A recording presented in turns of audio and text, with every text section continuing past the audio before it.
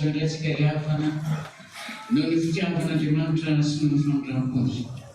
Araka ilay tenin'Andriamanitra hoe tsy anareo mifidy hafa izany mifidy anareo ary mahatonga taona antsika ty tamin'ity toerana ity izy dia mbola noho ny fitiavany noho ny famindram-pozy. Andehero hivavaka isika ahafahantsika tena hifantoka tanteraka amin'izao fotoana manokana eo antsika nyfazao. Vavaka isika.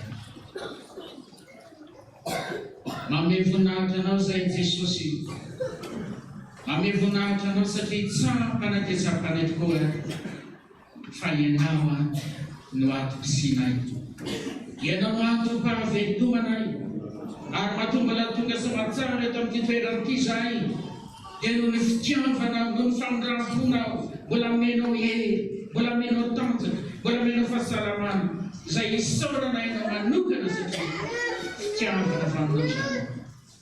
Nitaonao tany anatin'ny tokantrano, ny vahoakanao, ny diavana nahita an'izao tempolona masina izao, indraindray ny fampahirezana, andray ngezy avy any amina manokana, manolorana zany nefa tonga, tsy faliko ny sakana. Akengelingelanay, kengelivelo ny fosiny saina, ao anatin'izao fotoana manokan'izao, izay mahionana aminao androany tamin'ity toerana ity, efa nanome fahefananay rehefa ianao. Androdana sy anjera ny asany maizina ny asany Satana ny asany devily araka ny teninao Jesosy manao hoe izay fehezina rehetra amboniny tany ane ho fehezika ny an-danitra ary izay vahana rehetra amboniny tany dia vahana ny an-danitra fa amin'ny anaran'i Jesosy Kristy Nazareta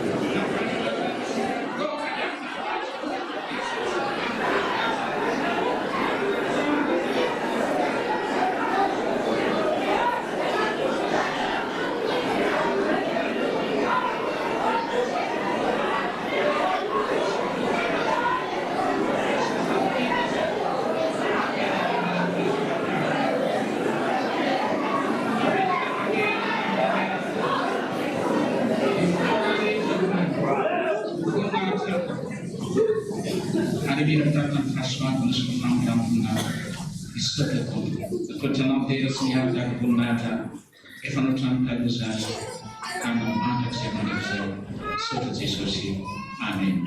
Ada benar untuk siapa, itu perlu simpanzakan, siapa siapa tentang tiperanti. Funna jadi mana teman terliani? Masna Jehovah ketukunaru, funna tangeja. Amin.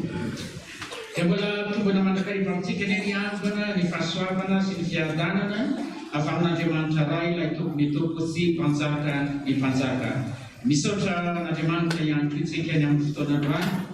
Jeftar manukana saya fikundrana hampavaka awanata jofton bukatra fanatera bukatra dan sapana afafizau de fali meraba dan sapan santikia bola fandrai manatantera kan sofanatera bukatra anjemanta de manakare paswagana saya fanfidi sinyam sanareu bola buka sapaira dari mantakarika bola fanareu manatantera kan yasani bola utusan fan bisa punna sana jeman susanya dua makisikan salamu fasih berukul salamu fasih berukul vakisikan di bulu ni kacang di nufa di fan bisa punna contoh ada wadinan saya deni ralarana rakyat fit pulang satu jisu pansaka malas rakyat fit pulang satu wadinan salamu yang di bulu ni matan satu Yesus. Refaita eranci ke mamaki ni salamu fasih berukul amin aran Yesus. Magme sanzeo farsana katemas. Magme sanfuna kasih sanzeo. Umi sanzeo fanfuna senar. Nyaku fanzeo Jehovah amin. Ni sanzeo fanfuna rambe. Katemas sanfuna mamkyukur. Jehovah Jehovah beheert, Jehovah evennaars, Jehovah untuk sedera, Jehovah untuk sedera, Amin. Jesu panzaka malasa, andin fulvaniani.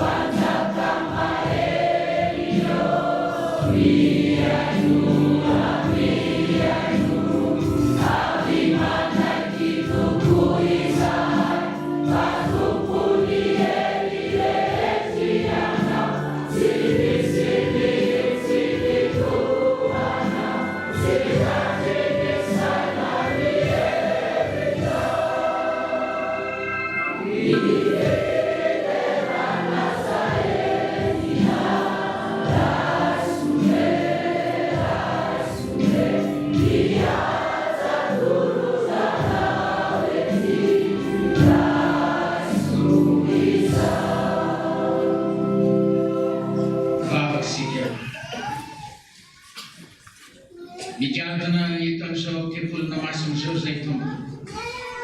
Sensiafa kitweranti favalan sambu be anakrai yo nanai etam kitweranti anmesa na funatana non ftiavana sin famtam kusanera magme funatana kusa Jesus satria tenandriamanitra miamy fiainana isanandro na minitra na seconde dia tsapana isanandro fa mitatana ny dia ianao na nirivotra sy ny masoandro arany Jesosy raha mitsahatra anatina raha minitra sanao anatin'ireo seconde manao ahoana ny fiainanay misaotra indrindra mbola mitantanana ianao ka mahery sy manjakary fahasalamana. Dia ataona eto amin'ity toerana ity izay no mihery sy tanjakary fahasalamana izay mbola nomenao izay isaorana ianao manokana Jesosy. Fa nateo aza ny zavatra maro samihafa ny famaofao teo amin'ny fiainan'ny mpanomponao, tao anatin'ny ankonana, tao anatin'ny fianakaviana, tao anatin'ny asa aman-draharaha, tao anatin'ny fivelomana. Mbola mitsapana mandrakariva Jesosy fa teo anilana ianao, nitantana ny diana ianao ary tanteraka mandrakariva tokoa ny teninao Jesosy manao hoe ombanao mandra-pahatonga ny fatam-perany izao tontolo izao. Aza matahotra na mivadi-po fa ombanao Jehovandriamanitra amin'izay alehanao rehetra. Misaotra Jesosy tanteraka tamin'ny fiainana izany ary tena nahatsapana tokoa fa velona ny Andriamanitray, mivavaka ny Andriamanitray, tsy manadino anay ny Andriamanitray, fa mihevitra ny fiainana isanandro manatanteraka ny teniny hoe mety manadino zanany noho ny vehivavy fa izaho kosa tsy mba manadino anao. Misaotra indrendra izay manotrika ny lohanay androany eto amin'ity toerana ity no zany alehibe ny fitiavana sy ny famonram-poa izay nasehonao tamin'ny fiainana izany. Manondrika ny lohanay izay hideranao, hankalazanao tsy hainay Jesosy ny hika ataon'ny olo-masina sy ny anjely any an-danitra izay mioby anao isanandro, tsy mitsahatra na minitra na sekondra, mikarakotrokotroka tahaka ny varatra, miraondraona tahaka ny ranobe. Tsy hainay izany Jesosy fa zay efa kely vitanay eto mba hamitrakasitahana manao hoe masina, masina, masina Jehova tompoko maro, rehetra voninahitra rehetra. Amen. Mbola eo am-pitsanganana ihany nanaovantsika ny hira raika amby 530 mialohan'ny andrenesantsika ny afatra izay ampitondraina indray ny mpanompony ho ampahiresanantsika eto amin'ity toerana ity. Tsy angina reny ioby no ianao rosina fa miposaka aminao ny hazavana soa, ny faniry mpamonjena ny fatorina.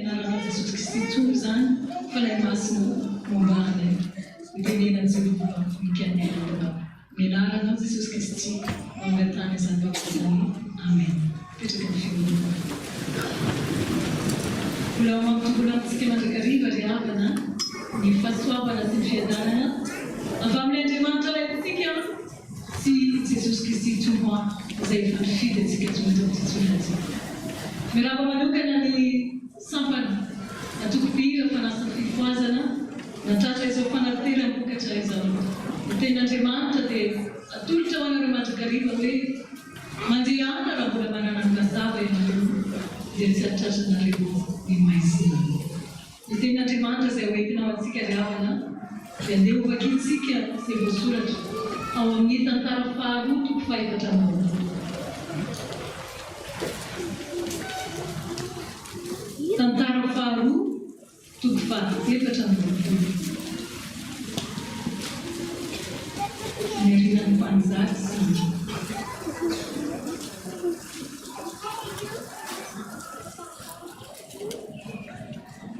Tantara faharoa toko fahaefatra ambin'ny folo, ny andininy faharoapolo ka hatramin'ny fahadimy ambin'ny folo, vakina amin'ny anaran'i Jesosy Kristy. Pejy enina ambin'ny folo sy efajato.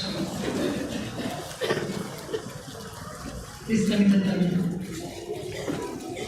Tantara faharoa toko fahaefatra ambin'ny folo, ny andininy faharoapolo hatramin'ny fahadimy ambin'ny roapolo amin'ny anaran'i Jesosy. Ary Zakaria zanak'i Joiada besorona nitsindriky fanan'Andriamanitra dia nitsangana teo amin'ny avoavo. Teo anatreny vahoaka izy ka nanao taminy hoe izao no lazain'Andriamanitra. Nahoana ianareo no manjika anditin'i Jehovah ka tsy mahita fanambinana? Satria efa nafoy an'i Jehovah ianareo dia nahafoy ianareo kosa izy. Dia nanao teti-dratsy ireo ka nitorabato azy teo amin'ny kianjan'ny tranon'i Jehovah araka ny tenin'ny mpanjaka. Toy izany no tsy nahatsiarovan'i Joasy mpanjaka ny soa nataon'i Joiada rainy taminy fa namono ny zanany izy. Ary ny efa Zakaria dia niteny hoe Jehovah ny hijery sy hamary izao. Ary ny efa nierina ny taona dia avy ny miaramila Siria hiady taminy. Ary tonga tamin'i Joda sy Jerosalema izy ka maty ny avokoa ny mpanapaka rehetra tao amin'ny olona. Ary nampitondray no any amin'ny mpanjakan'i Damaskosy ny mivavy rehetra. Fa vitsy ny miaramila Siriana izay tonga teo.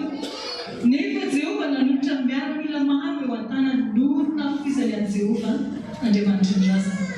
Toy izany no nahatanterahan'ireo ny famalina an'i Joasy. Ary noho ny laozany tamin'ny farariany mafy izy, ny mpanompony dia niodina taminy noho ny rano zanak'i Joiada besorona ka namono azy teo an-tandreny. Dia maty izy ary nalevy ny tany an-tanànan'i Davida ihany izy nefa tsy tao amin'ny fasan'ny mpanjaka. Amena. Ray masino.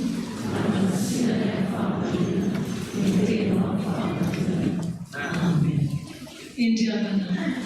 Izany fitinana vetivety, izany tantara izay milaza tantaran'ny mpanjaka Joasy izany, izay mpanjaka tao amin'ny firenena Jerosalema. Ny zanak'Israely moa efa nizarazara tamin'izany fotoana izany. Dia nisy an'ilay mpanjaka hoe Azia tany amin'ny tany Joda dia zanaky mpanjaka io ity Joasy ity. Izay tena mbola tao anatin'ny fahatanorana tanteraka no voafidy mpitondra n'izany firenena Israely izany tao a Jerosalema.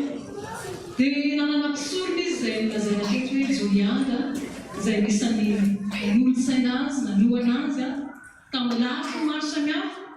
Ary ity Joasy ity tamin'izany dia tena hoe nahita fititra mason'Andriamanitra satria tena nanana fahatahorana an'Andriamanitra izy fa tsy mba tahaka ny dadany izay mitondra tany fireneny Joda izay tena hoe nanompo sambatra amin'ny farany izany fireneny izany.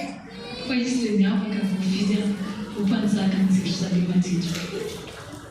Tao anatin'izany ihany koa dia anisany songadina ny fananganany indray izany tranon'Andriamanitra tao Jerosalema izany satria nisy vehivavy atao hoe Atalia izay nisan'ny vehivavy hoe raha tsy fanahy ny fahitany mpiara-monina aminy satria na dia ny zanak'izany Atalia izany izy dia anisany nandroda izany fiangonan'Andriamanitra izany.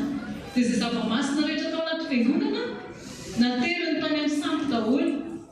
Dia nanana fitiavana Joasy tao anatin'izany hoe hanangana ny fiangonana, namory ny olona rehetra, nanao ny fomba rehetra dia voatsangana izany fiangonan'Andriamanitra izany indray ary natao tsara lavitra mafy lavitra noho izay zavatra nisy teo aloha izany.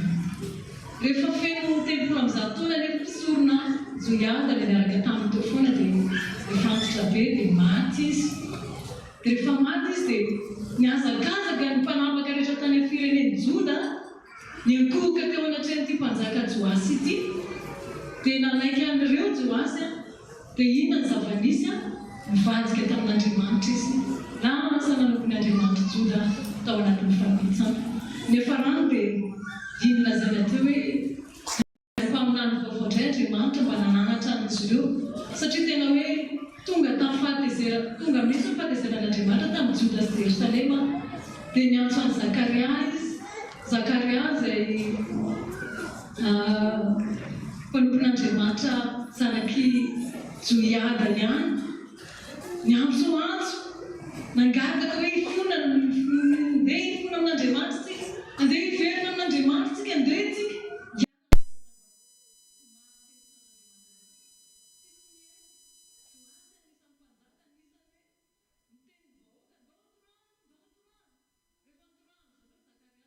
Ny hafarany tonga amin'izay naniraka ny fahavalo rehetra Andriamanitra, fahavalo ny firenena ihany no ampiasain'Andriamanitra nandravana azy ireo dia nefara tamin'ny hoe maty daholo ny mpanapaka rehetra izay tombo-kevitra tamin'io tao anatin'ny miaramila izay tongavany reto miaramila maro samihafa reto, miaramila ny Siriana ireo.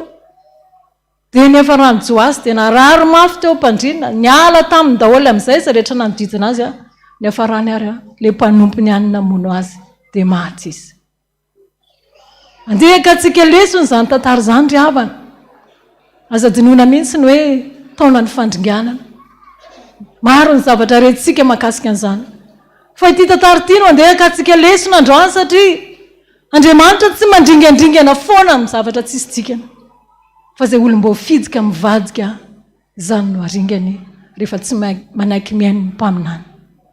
Mipiripiry ny mpaminantsika no irahan'Andriamanitra hoe eto amin'izao fiangonana izao. Ny tenin'Andriamanitra izay hoentiny ry havana tsy hoe androany 20 aprily any manan-kery, fa tokony hanan-kery mandrakariva mandra-pikipy ny masontsika. Aza atao tsinotsinona. Reko ny hoe efa niteny tamin'ny dada mihitsy Jesosy hoe ngary eo mandray ny teninao izany. Misy ane tsy mirarahana izany, misy ane tsy mivaky lohana izany, misy koa milaza fa tsy marina izany.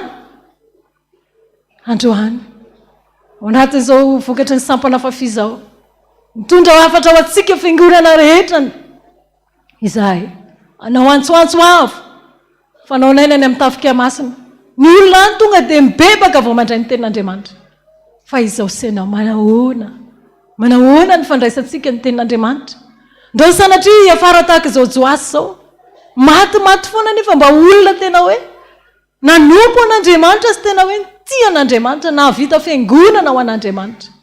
Fa nivadika teo anatrehan'Andriamanitra. Andeha samy andiny tena eo anatrehan'ny fiainantsika andavanandro. Azakazaka ny fiainantsika ry havana. Nisy vanim-potoana 9 noforon'Andriamanitra ho amin'izao fiainana izao. Tao anatin'izany ny Adamo, ny Noa, ny Mosesy, ny Josoa. Tao ihany koa ny vanim-potoana mpitsara, tao ny vanim-potoana ny tantara, filazantsara an'i Jesosy Kristy tompo. Ity vanim-potoana iainantsika ity ny vanim-potoana fahavalo, hiafarany izao rehetra izao. Tsisy vanim-potoana intsony ahafahana Andriamanitra hialanenina ho asainao. Ary ny dinihana ny boky fanambarana ny Apokalipsy dia rehefa tanteraka izany fanambarana toko 2 izany dia hifarana ny tantara ry havana. Mampafantatra antsika fa efa manatin'ny fanambarana toko 2 izao vanim-potoana iainantsika izao. Tsy fantatsika hoe na mety ho rampitso dia ho tapitra ny tantara hoy aho fa aza manao adaladala intsony. Tandremo ny fijoronao, tandremo ny fihetsikao. Manahoana ianao anatrehan'Andriamanitra? Mba misy mampiavaka anao ihany ve rehefa mijoro eo anatrehany ianao? Mba hitan'Andriamanitra ihany ve hoe misy tombo-kase entina eo amin'ny andronao hamantaran'Andriamanitra anao? Azakazaka ny fiainantsika efa mbi akaiky ny fiavian'ny tompo, aza mianahana intsony vitao ny asanao.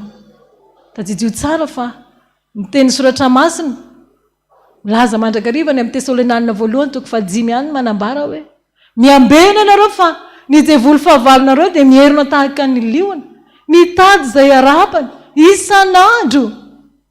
Liona raha mijery ny ondry, mijery ny andian'ondry na ny biby hafa, tsy fantatro nareo raha mba efa nijery an'ireny reportage ireny. Fa izay malemy no arapany, izay malemy no jereny. Inona ny tiako hatongavana? Le finoanao aiza ho aiza. Manahoana ny finoanao an'Andriamanitra ankehitriny? Aiza ho aiza ny voady izay no tanterahanao tamin'izay rehetra nanomezana ositra anao tokony tsy ho adinontsika ny teny nambarantsika teo anatrehan'Andriamanitra. Samy nanangana ny tanana kavanana nijery ny azo fijaliana nanao voady teo anatrehan'Andriamanitra. Aiza ho aiza ny voady ankehitriny, aiza ho aiza ny voady ankehitriny. Fa isika raha feno ny tenin'Andriamanitra tompoko, tsy ho sakafo ny Satana na oviana na oviana. Averiko indray, raha feno ny tenin'Andriamanitra ao anatintsika, tsy ho sakafo ny Satana na oviana na oviana. Samy mahery, samy matanjaka. Fa Andriamanitra tsy nanomana ny helo ho an'ny olombelona, fa noforoniny izany ho an'ny zanaky ny fahaverezana. Ilay anjely nivadika ny namorona an'Andriamanitra n'izany helo izany, ka dia safiditsika ny atongavantsika any amin'izany toerana izany.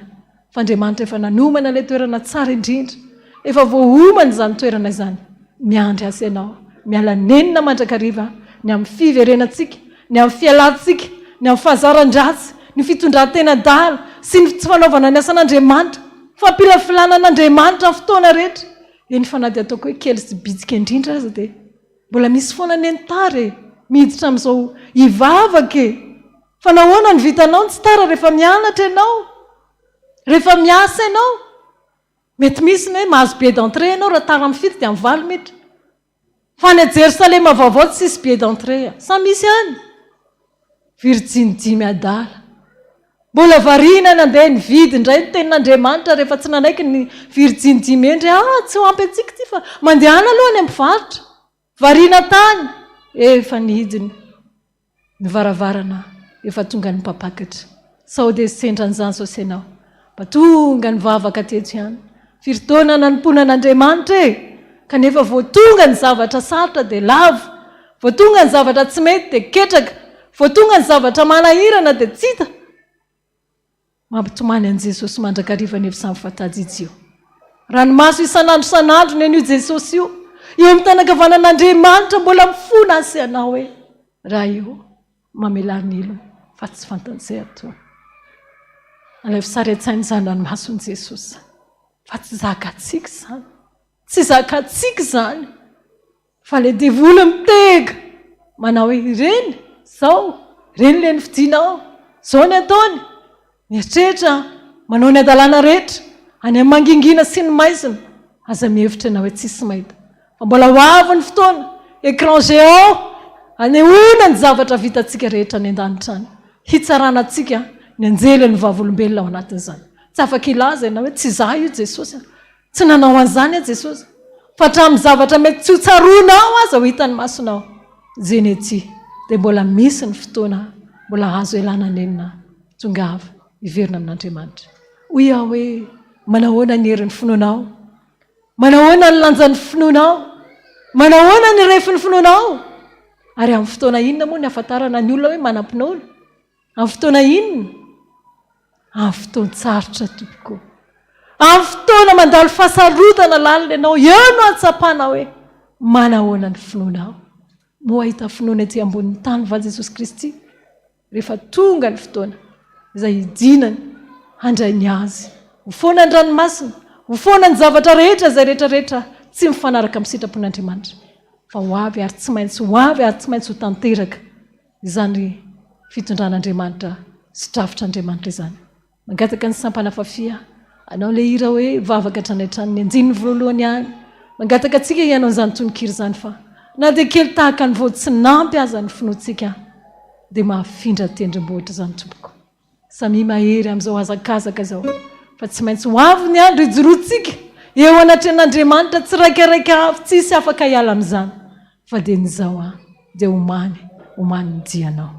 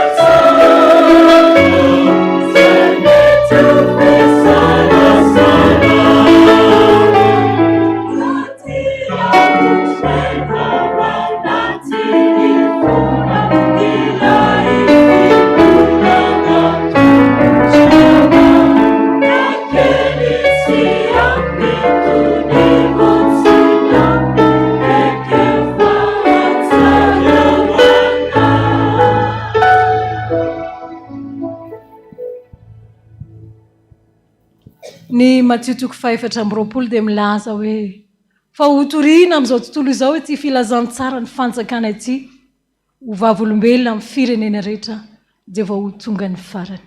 Ingany tsy izao senao zay mandre izao toriteny izao no hiala indray ao anatin'izany vala izany satria ny tanjon'Andriamanitra aza dia mbola hanangona azy rehetra ondry very ho tonga ho anjiandray ao anatin'izany valan'Andriamanitra izany.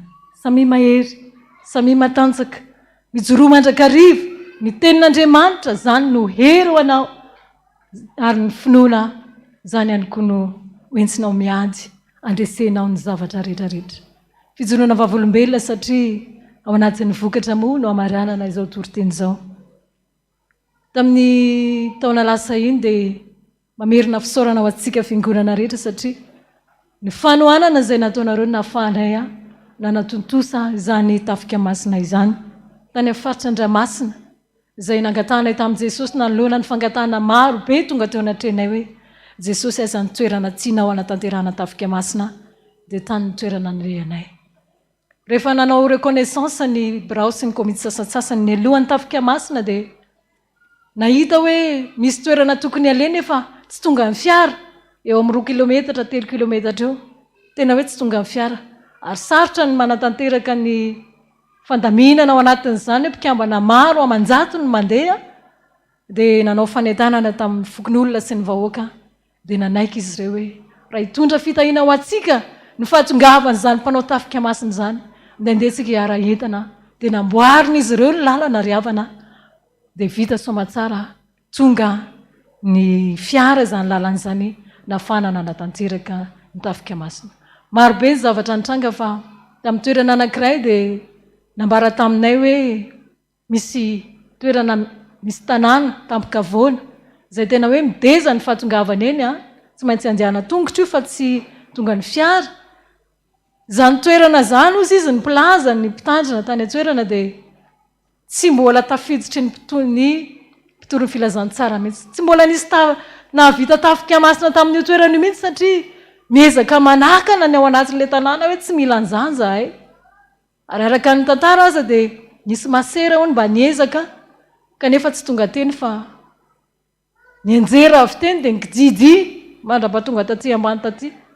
Dia nisy mpitory hafa koa tahaka izany fa nitovy ihany ilay zavatra nitranga nikojijy ihany koa dia tsy tafapita ny fitsoriana. Fa ny fampianarana izay omenantsika mandrakariva dia tsy maintsy atao ny ala distance vao miainga aty ny sampana eny an-dalana milohany ialana amin'ny toeram-pitsobiana manandrify an'izany toerana izany hoe tsy maintsy tafiditra ao ianao Jesosy androany. Voninahitra lehibe ao an'Andriamanitra fa tody somatsara teny ny mpikambana ary dia tena hoe nampandroso ampitiavana izany filazantsaran'i Jesosy Kristy tompo izany ny vahoaka tao anatin'izany tanàna izany. Manginy fotsiny ihany koa ny hoe rehefa hanomboka asa ianao ao anatin'ny asa fitsoriana satria rehefa vita amin'ny portaporta tontolo ny andro dia manomboka mijimina amin'ny 4 any ny tantara sy ny asa fitsoriana seho samihafa zany izay mbola entina ny tanàna ny vahoaka amin'izany tanàna izany. Misy andian-drahona tsy fantam-piaviana zany eo ambony toerana hitoriana filazantsara ny toerana manodidina tsy manino dia araka ny renay dia hoe ry dadarabe maniraka ny reny mba hisin'ny oram-batravatra tsy hafahana manatanteraka. Dia maromaro ny hoe efa niainanay tao anatin'izany fa rehefa manao ala distance ary manana sy mitoetra ao anatin'ny mpikambana ny finoana dia foana izany ary na misy aza dia mipitipitsika kely eo ilay izy fa tsy mahasakana ny asa fitsoriana ny filazantsara. Farany tao anatin'izany asa fitsoriana izany dia nanao portaporta tany amin'ny toerana anankiray dadarabe izy io mpitaiza olona fa nanaiky nampandroso izy ary ny zava-dehibe dia nynekeny hoe eny ary tompoko izy izy fa raha tena zany ny Andriamanitra afoiko izao rehetra izao tsy hanompo an'izany Andriamanitra tsy izany intsony fa hivavaka manomboka androany. Lava ny fotoana riavana fa izay nazo ambara ny afatra farano atsika tery ny lalana makany an-danitra tery ny lalana andeha alaitsika an-tsaina hoe tahaka ny akanjo tery aza mieritreritra hoe tsy maintsy alalako ty forseko alalahana ty akanjo ty anaovako fa andetsika mihitsy no isisika tsy maintsy miditra ao anatin'izany fahaterena zany na dia hita aza hoe manelingely na dia hita aza hoe tsy mahazo aina fa raha izay ny fomba iray atsongava antsika ho any amin'izany fanjakan'Andriamanitra zany dia aretantsika mandrakarivo zany. Tsy maintsy misy ny fahasarotana, misy foana ihany koa ny zavatra maro samihafa mety hoe mila ho faty mihitsy indraindray, tena efa ho faty mihitsy miaraka amin'ny Jesosy ty fa inona ny tsy aretana? Tsy maninona ho azy zany, tsy maninona zany raha zany ny fomba iray atonga ny famonjena ho anao. Mety efa mikisaka sisa, mety efa mandady sisa, mety tsy tafatsangana intsony indraindray fa ny mijanona ny tsy azo atao, fa dio ny mijanona ao amin'ny asan'Andriamanitra, fa dio ny mijanona tsy hanompo an'Andriamanitra intsony, fa dio ny mijanona hoe tsy nahazo valim-bavaka dia tsy hanompo anao intsony a Jesosy, fa Andriamanitra efa nanohana izay tsara lavitra ho antsika rehetrarehetra. Mila mandroso na dia efa miada anazy izay sisan'ny vitanao. Samy mahery mpianakavan'ny finoana fa Jesosy Kristy Tompo te hamindra fo amiko sy aminao isan'andro isan'ora mba nomezana ianao mandrakariva ny satroboninahitra ny fiainana araka ny voasoratra ao amin'ny bokin'ny Apokalipsy 7:9-20 izay mivaky toy izao manao hoe izay maresy dia avelako hiara-mipetraka amiko eo ambony seza fiandrianako dia tahaka ny nandreseko kosa sy ny niarahako mipetraka amin'ny raiko eo ambony seza fiandrianany. Mila mandresy izao senao matsokiry havana ampandresy anao Jesosy fa tany ny finoana ho ampinga voninahitry ny anaran'i Jesosy ange ny fahavelomanao rehetra. Voninahitra amin'izany dia ho an'Andriamanitra irery any. Amen.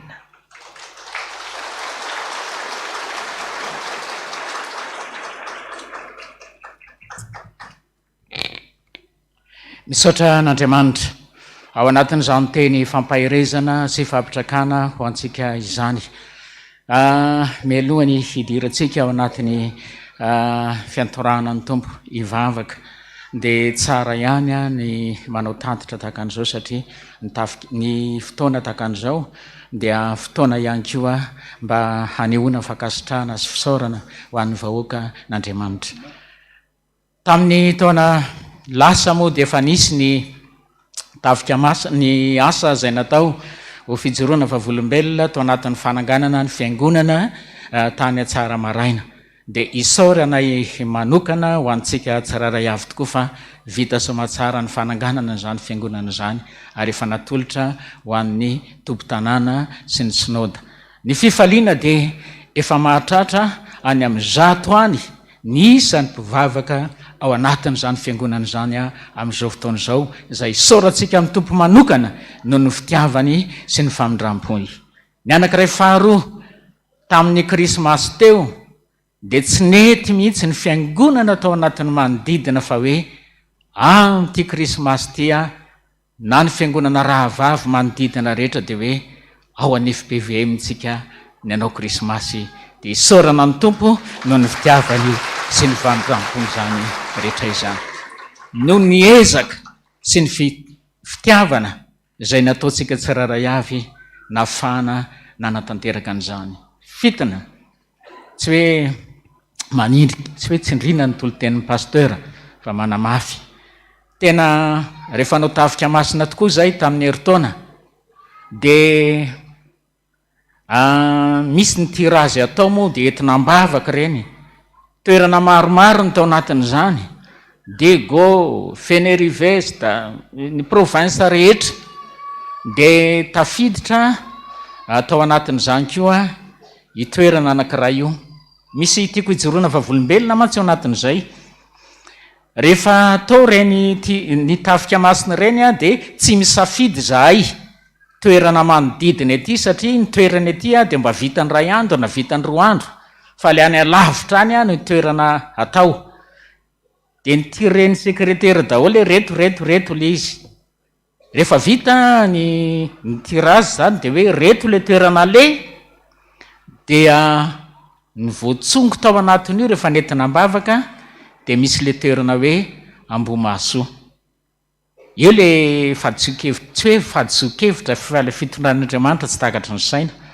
Ay ty Ambomasoa ty zay eritreretina hoe ana Fianaratsoa. Ay le ty Ambomasoa ty etsy Andramasina.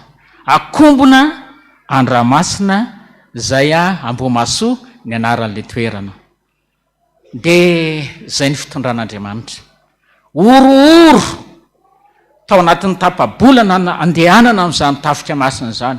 Mampiorooro azy dia zao, i pasteura ao amin'ny toerana mihitsy, izay pasteura ny FPVM nijoro vavolombelona hoe mafy ny ady ao. Ao any toerana izay alehana re io ane misy biby, ary io biby io mihinana zaza, mihinana olona. Araka ny voalazan'ny pasteura teo koa hoe raha hiakatra hiditra ao anatin'ny tanàna, efa niakatra teo ny masera, niakatra teo ny mpitoron'ny filazantsara, niakatra teo, fa rehefa tonga ry atapiny dia mahagaga, fa nkididia dia tonga ny ambany. Tahotra ihany tao anatin'izany, tahotra. Nefa zao tsika manana an'le Jesosy mahery, araka le tenin'Andriamanitra hoe aza matahotra na mivadi-po fa ombanao Jehovah'Andriamanitra ao amin'izay alehanao rehetra. Ry mpikambana namana, raha mbola tsy nafoy atsika Jesosy hatramin'izay, mino afa-tsy afoy atsika izy, andeha hiady anatanteraka ny baikony, fa itsika miaramila tsy maintsy mpandresy.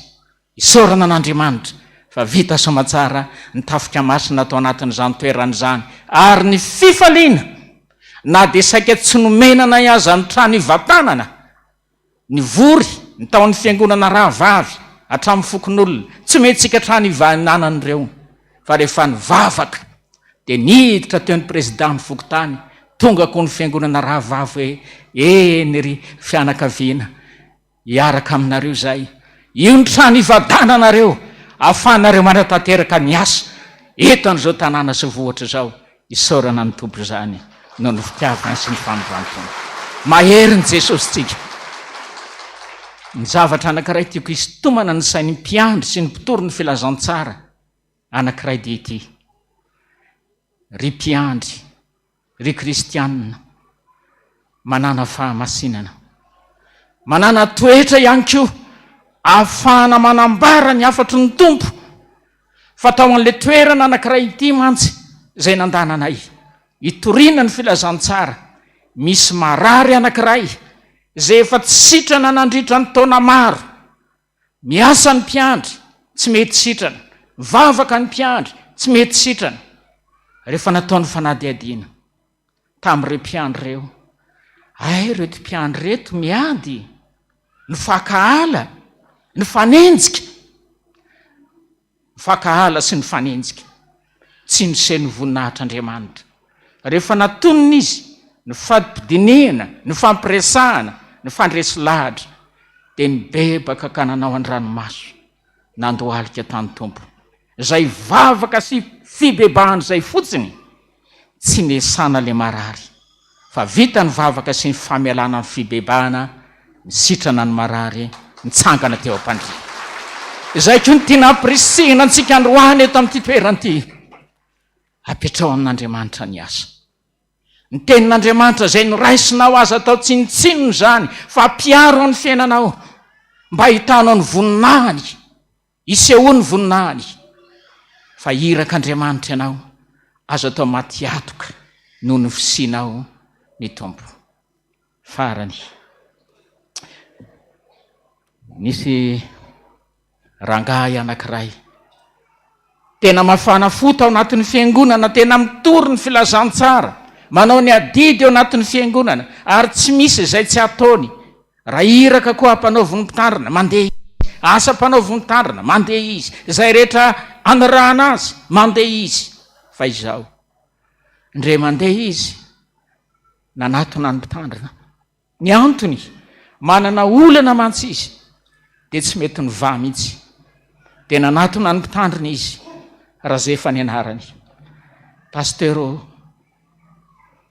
tena tsy mihaino vavak'Andriamanitra, tena kivy amin'Andriamanitra, ataoko foana ny asany, izay iraka mpanaovina ho ahy ataoko, ny adidy ataoko, ny asa ataoko, fa ny vavaka tsy mety nivaly ny vavaka. Tena kivy amin'Andriamanitra, tena kivy tsy vavaka ntsony aho fa kivy dia hoy pastera hoe: ngiara zay fô, inona ny teny eninao tany am-piangonana tamin'ny heriny? Niondriky ngiara zay fa dia tsy niteny izy. Inona ny teny nampahirezana anao androany?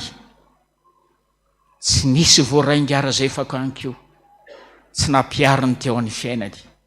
Dia hoy pasteur hoe ngara zay fô kivy aminao koa Andriamanitra, kivy aminao koa Andriamanitra. Etoraka hivavaka tsika rehefa avy eo. So dia efa mba kivy aminao Andriamanitra, manoloana ny vavaka tsy mivaly io. So dia efa kivy aminao Andriamanitra, manoloana ny olana sy ny ato maro samihafa mitambesatra ny fiainanao. So dia efa kivy aminao Andriamanitra. Mpiavako, mbola misy antsoantso androany, ientson'Andriamanitra anao. Avy manatonanika anareo miasa fatratra, mavesatretana, fa hanomena reo fitsarana. Iza androany nanao dina sy voady ka natona ny tombo mba hamaly an'izany antsoantso zany. Ry raiky feno antra itiany zanakao, ny foko dia mahantra raha lavitra aminao. Fa tany karakainy izao tontolo izao, ka reraka ny aina miataka aminao. Ny andiny voalohany eo am-pipetrahana ihany, ny andiny faharoa kositsika hitsangana.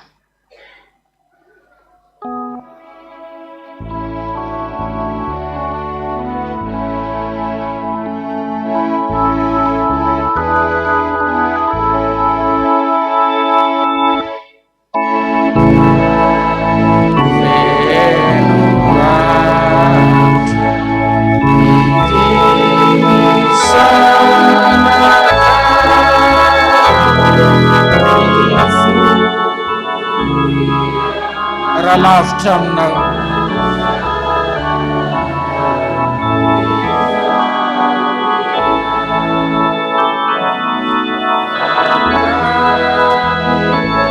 izao tontolo izao,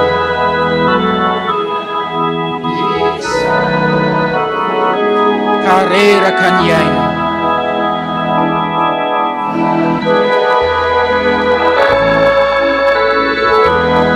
Miataka aminao, dia raiky feno antra.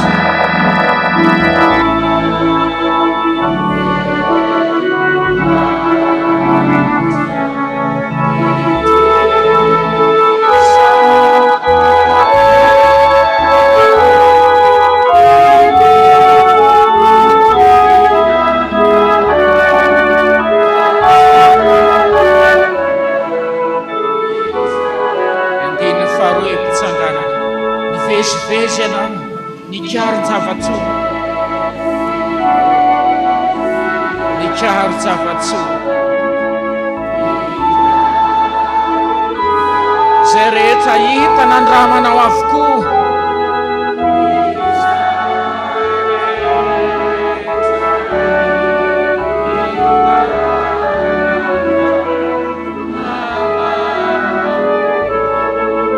nandany taona maro, nanara sitrako,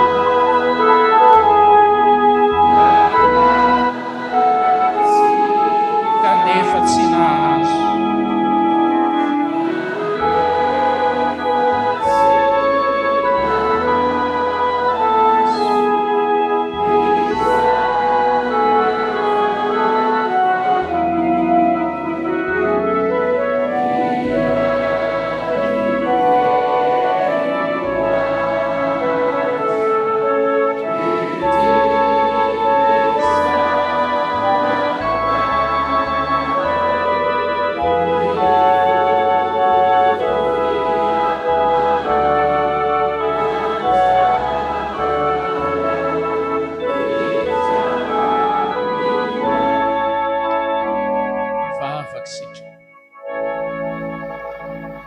Tena marina rabako teny Jesosy zany tononkirana izany.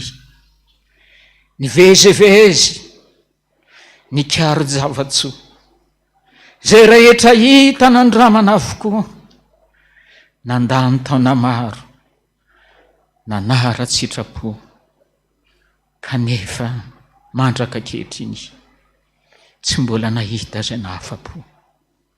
Jesosy io, manondrika ny lohanay izay eto amin'ity toeranyity ankehitriny Jesosy. Matsiaro ny teninao, matsiaro ny hafatra izay napetraka ao, matsiaro ny fampaherezana izay nataonao, matsiaro ihany koa ireo valim-bavaka izay azo ny mpanomponao, ny fampahery isan'andro isan'andro. Indraindray izay Jesosy ohatrany mangay ay satria ohatrany tehiteny hoe ny masonao mitodika any any hafa fa tsy mba mitompo makaty aminay. Indraindray ohatrany mangay ay ny hafa mahazo valim-bavaka fa ny anay fahoriana isan'andro isan'andro. Indraindray ohatrany mangay ay Jesosy satria manompy ihany fa ohatrany manompo ny ranomaso tsy mba mahazo izay sitraka izay valim-potia avy any aminao. Jesosy mitodika any aminao izay ankehitriny, mitodika any aminao izay Jesosy ankehitriny, mangataka amin'ny famindram-po aminao.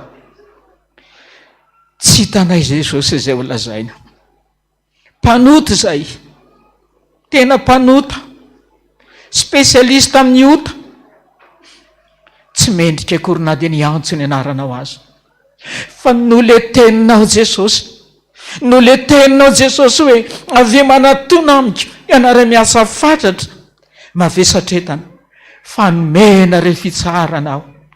Anio 20 avril 2024 no hidinanao androany eto amin'ity toeranyity, hitenenanao an'izany mpanomponao zany androany eto amin'ity toeranyity. Raha hitondra ny eta mavesatra aminao izy Jesosy, hiteny aminy ianao androany, anaka fa na dia tahaka ny jaky aza hifahotanao io, na dia mena tahaka ny jaky aza, anio ofitsiko anrio je raha miatoraka amika anao Jesosy. eo hivavaka aminao ny mpanomponao Jesosy, angataka famindram-po, angataka famelan-keloka. Tsy manana tenam-bary zay Jesosy, fa ny angatanay ny indra fonao Jesosy, ny indra fonao Jesosy, ny indra fonao Jesosy, mba harotsaka ao androany eto amin'ity toeranyity, atonga anay tsy alamainy eto amin'izao toeran'izao, ahidino eto ny indra fonao, ka sino fony mpanomponao Jesosy eto amin'izao toeran'izao. Zany nangatanay aminao, dia hiteny aminy ianao hoe anaka, ho raisiky ndray ianao, ho zanako ndray ianao, ho adidiky ndray ianao, mandra-piala-pofona ianao, fa le fahotana any aminao, le rovo-borodamba any aminao, anio hosoloko ho fitafiana vaovao, amatsara anao fa zanako ianao ka adidiko mandra-piala-pofona ianao. Misaotra Jesosy, misaotra anao aho fa mbola mamindra fo ianao, mamela heloka ny mpanomponao androany eto amin'izao toeran'izao. Misaotra indrindra Jesosy noho ny fitiavana sy ny famindram-po izay mbola homeno ny mpanomponao. Matsiaro le teninao zay Jesosy manao hoe raha ny olona izay nantsoina tamin'ny anarako no avy anetry tena ka hibebaka hiala amin'ny ratsy fanaony, iaino azy any an-danitra. Ho an'ny mpanomponao Jesosy izay tena nibebaka androany teto amin'ity toeranyity, nitondra ny fahotany, iaino anao ianao, iaino azy ianao androany eto amin'izao toeran'izao. Jesosy eo honenany ny fonay Jesosy eo, miazakazaka any amin'ny toerana maro, any ambany vohitra, any amin'ny province, mitondra ny filazantsaranao, ary ny vahoakanao ireny rehefa mandreny teninao ka miantoraka, dia homenao valim-bavaka tolo-botsitra eo ny eo. Anio kosa Jesosy mba midongy aminao ny hafafi androany, tena midongy aminao Jesosy, ho an'ny vahoakanao izay manatrika tamin'izao toeran'izao, midongy aminao Jesosy. Raha niazakazaka tany any maro izay ka nanasitrana ianao, raha misy manana olana eto hiantso ny anaranao izy, hovalianao androany. Raha misy manana retiny eto ka ianjony anaranao izy, anio amaly vavaka azy ianao, miangavy ianao a Jesosy. Raha misy marary ka metraka amin'ny tanany ao ny faritra marary izy, ianao nikasika androany. Raha misy manana olana Jesosy, miangavy aminao aho. Porovoly teninao hoe mety manadino zany aminao ny vehivavy, fa izaho kosa tsy manadino anareo. Miangavy ianao aho. Anonona vavaka 2 minitra izy Jesosy, ianao ny vavaka izay asandrany, dia iaino azy ianao ka hiteny hoe anaka, tsy laligalovana ny sovitry famandre ary ny tanako tsy fofa mahavonjy.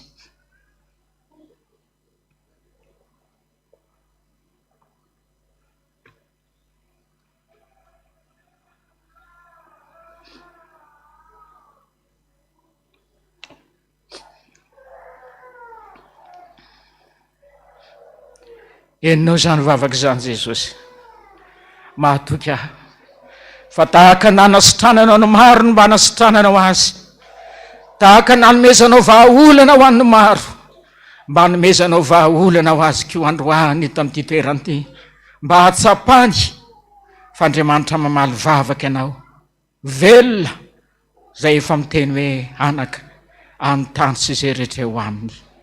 Misaotra Jesosy, misaotra Tompo, faly zay Jesosy, noho zany fitiavana asianao zany, namelanao ny elokay, nijerenao ny fiainana manokana. Faly zay itotorebika tahaka ny Davida mpanao salama manao hoe sambatra ny olona izay voavelany eliny sy voasarina ny fahotana, sambatra ny olona izay tsy saitsy voaihany, misy fitaka amin'ny fanahany. Amen.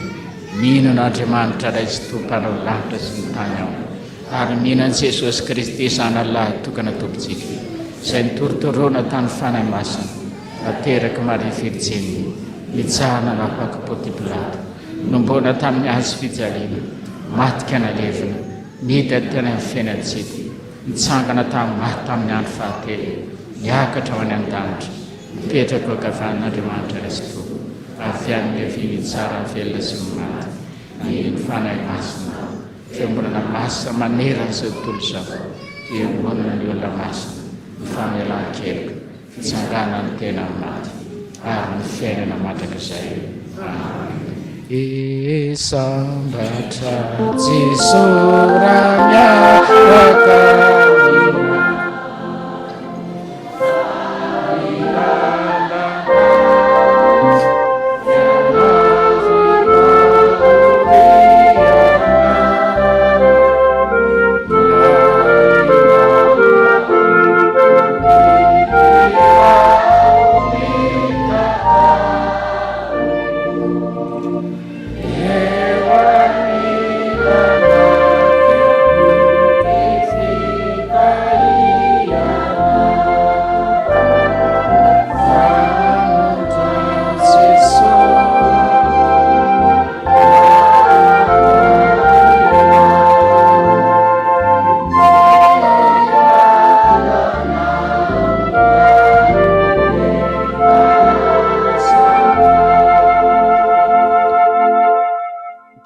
tokony izany amin'ny anarany Ray sy ny Zanaka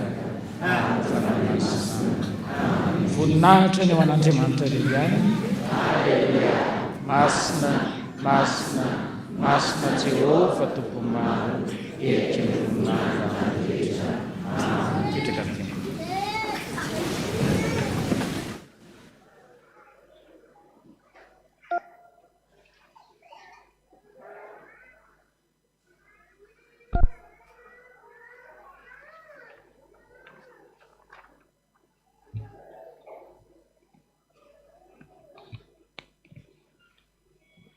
Dia mbola faly miarabantsika ry havana na tratra zao alahady andro tsara zao ary mamerina ny fiarabana homba ampirarotsoa ho an'ny zanakitsika dia ny sapana hafafia ao anatin'izao famaranana ny herinandrom-bokatra zao. Tonga eto amin'ny fotoana izay fankalazana ny tsingerin-taona maro samihafa tsika ry havana, misy 7 menadamenaka izy ireo dia andeha ovakitsika amin'ny anaran'i Jesosy. Rabetrano herindrato ioga La ray ary manana maolo ny Irina sy Rajaotsoa ny Irina Malala anniversaire mariazy. Joana ndria navalina mateo tia 17 avril. Ndria ny Menjanahary miobia. Ndria manatiana haingony aina. Randria Marsata Joni Finona. Ramandimby Arsoa hantany aina 20 avril. Randria Nirina dimbiny aina 20 avril. Ranaivisoa Njara Astina 20 avril. Rakotona tianaina Helsa Rosé sy Ravomalala Andriany aina sy Orzety anniversaire mariage 12 avril. Misaotra ny Jesosy tamin'ny fitantanana ny fiainana. Ramanatsieno Nicola Patricia 15 avril. Rakotona Irina Fabes Mirei anniversaire mariage 14 avril. Rahery Arlala Vermianta 14 avril. Bakolony Irina Fenitry ny Avo Orombato Lalaina Paty 14 avril mangatabavako an'ny fianarana. Ralay Arnosy Arena Warenna 5 taona. Raharsoa Clémence Siza 20 avril. Malala ny aina no Menjanahary Miankalsoa 13 avril. Rasolofo ny aina Mirado Andro no Tiavina 17 avril. Ratolo Janahary Saotra fitahin'ny avo 17 avril mangatabavaka ho an'ny fahendrena sy ny fahalalana. Andrianony Tsirimahery 19 avril. Razana Panala Miora Lydia 20 avril. Andria Panala Harena Mamiratra 19 avril. Randriana Arsoa volany aina Mapionina 20 avril.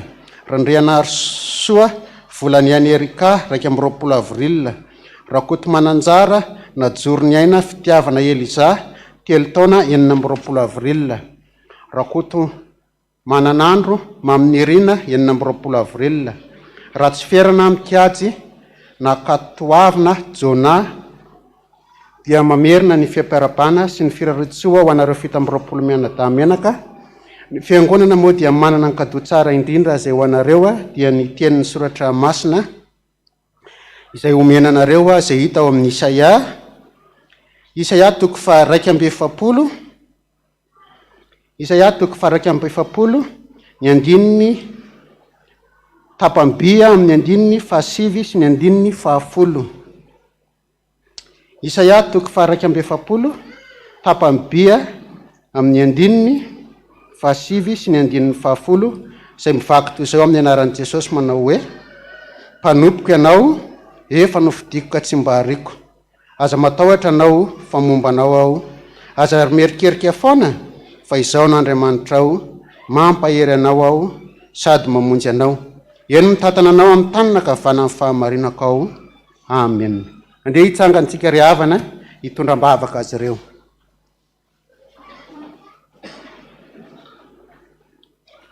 Vavakantsika tompoko. Tsy mitsahatra misaotra anao zay Jesosy noho ny fahasoavana sy ny findahina manana ambiapy izay omenao amin'ny mpanomponao. Reo izy 17 mianadahy-menaka nanoratra ny anarany, ary eo koa izay tsy mba nahavita nanoratra akory nefa makalaza n'izany anniversaire zany mitondra an'izao vonim-pankazo mampofiny zao ho fanaingona ho fanomezam-boninahitra ny anaranao masina eto amin'izao alitary zao. Manana ny setipony ny tsirairay avy Jesosy, manana ny ady atrehany, manana ny faniriana, ary indrindraindrindra manana ny etapo izay hoentina eo amin'ny famponanao, ao ny tsy salama, eo ny fasairanana maro samihafa.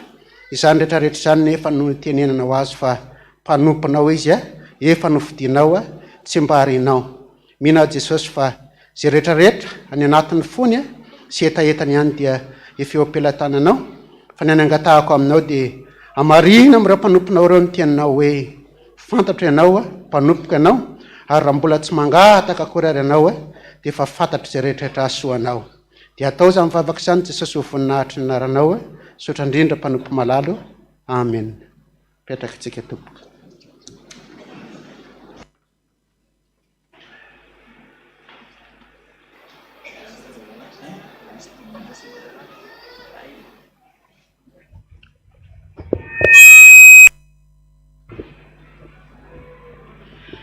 dia tonga amin'ny fotoana ny 10 minitra sekoly latsika miarabantsika rehetra dia miaraba ny sampana hafafiana tratry ny andro-bokana jesosy kristy tompony hitatana anareo amin'ny azakazaka rehetra ataonareo homantsika ny hira fa 7:7 dia angatahana mpanajana ny dekona ny mpampianatra ary ny mpianatra sekoly laty rehetra mba hitsangana 7:7.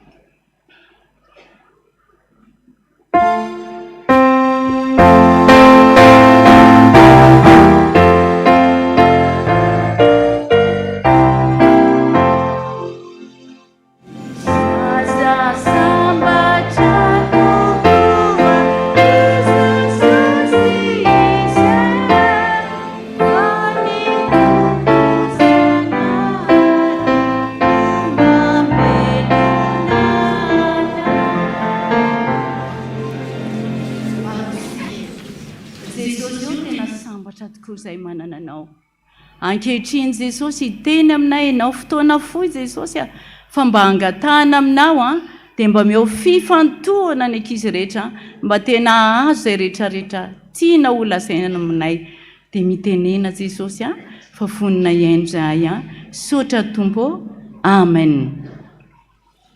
Hojerentsika sady ny bokin'ny Joba 5 ataontsika eo ambany masosika Joba 5. Tsy nety nahazo toerana tao amin'ny hôpitaly hono ny rakizy ty dokotera izay navita fianarana tany Amerika. Anery dia nanamboatra nanokatra toeram-pitsaboana ho azy samy rery. Dia nasiany soratra tery ambony hoe sara-pitsaboana $20 fa raha tsy sitrana dia averina $100. Dia nahitan'izany ty tovolahy izay fetsifetsy dia lasa izy niditra rakizy dia niteny hoe inona ianao ry tovolahy? Dokotera tena tsy mahare tsiro ny ninona ntsony ahoana tsy mahare tsiro kanina ntsony dokotera? Infirmier tavoahangy numéro 20 intelo mitete ao am-bavany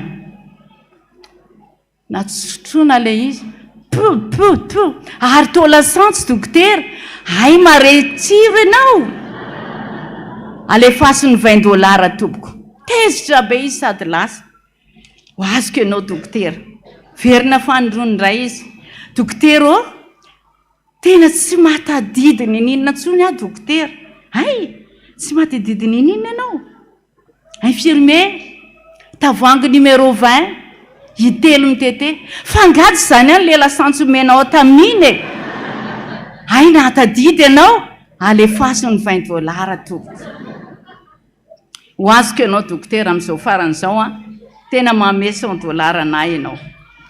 Tonga amin'izay rakizy izy taminaraka ny tantanan'olona anankiroa dia ohatran'ireny zamby ireny. Inona ianao dokotera tena tsy mahita ny ninona ntsony afa vitany amiko dokotera. Mipetraha hoe jerena masonao petraka izy ao izy tena tsisy fanafa ntsony ianao izy dokotera itiany $100 anao ary to $20 dokotera fa tsy $100 ay kay tena mahita sahady ianao sitrana ianao omeo $20. Inona ny tiana tenena amintsika an'izany rakizy jereo mibokitsika ao amin'ny lazaina teo amin'ny Joba 5:7. Vakina izao amin'ny anaran'i Jesosy manao hoe ny fahafetsen'ny endry ihany no entina misambotra azy. Tsika rakizy tandremo tsara ny fetsifetsena indraindray tsika miteny amin'ny dada sy neny hoe ny lesona anay any amin'ny internet fa mba ampidiro crédit ary tsy ampy raha vao kelikely atao inona le crédit rehefa aveo zavatra hafa nijerena. Indraindray dia miteny hoe zay retenu dia ho any am-pianarana sabotsy rehefa aveo dia naninona naratra nanao baolina tany amin'ale tany retendrio ve sa tsy retendrio nanao baolina voninahitra n'Andriamanitra rery ihany. Amen.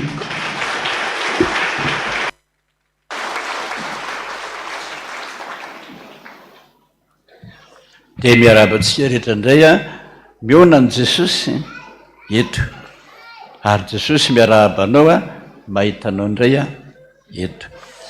Sotra n'Andriamanitra isika. Ianareo any amin'ny 4e étage aloha dia ny any zao no tena sambatra indrindra. Efa vita ny azy ny tele ngizabe eo a raha tena ay moa nareo koa ato mba fa manana ento asotra tsika amin'izany fa miasa ilay haut-parleur sisa ny mbola tsy ampy kely any fa mino tsika fa vita tsy ho ela. Ny faharoa manaraka an'izany ry havana dia tiako kely aloha mampatsiara anareo a fa ho avy zao a ny fanokanana any Ambatomarahavavy amin'ny tapabolana androany raha tsy diso a tapabolana disy manazava amintsika rehetrarehetrarehetra amany fa tsy mitovy amin'ny fomba nataontsika teo aloha intsony a ny famonjena ny toby manomboka amin'ny Ambatomarahavavy. Teo alohantsika dia lohateny ray ihany ohatra men'Andriamanitra antsika ohatra hoe miteny izay teny fanorenana angamba azavaina mandritra ny 3 andro ohatra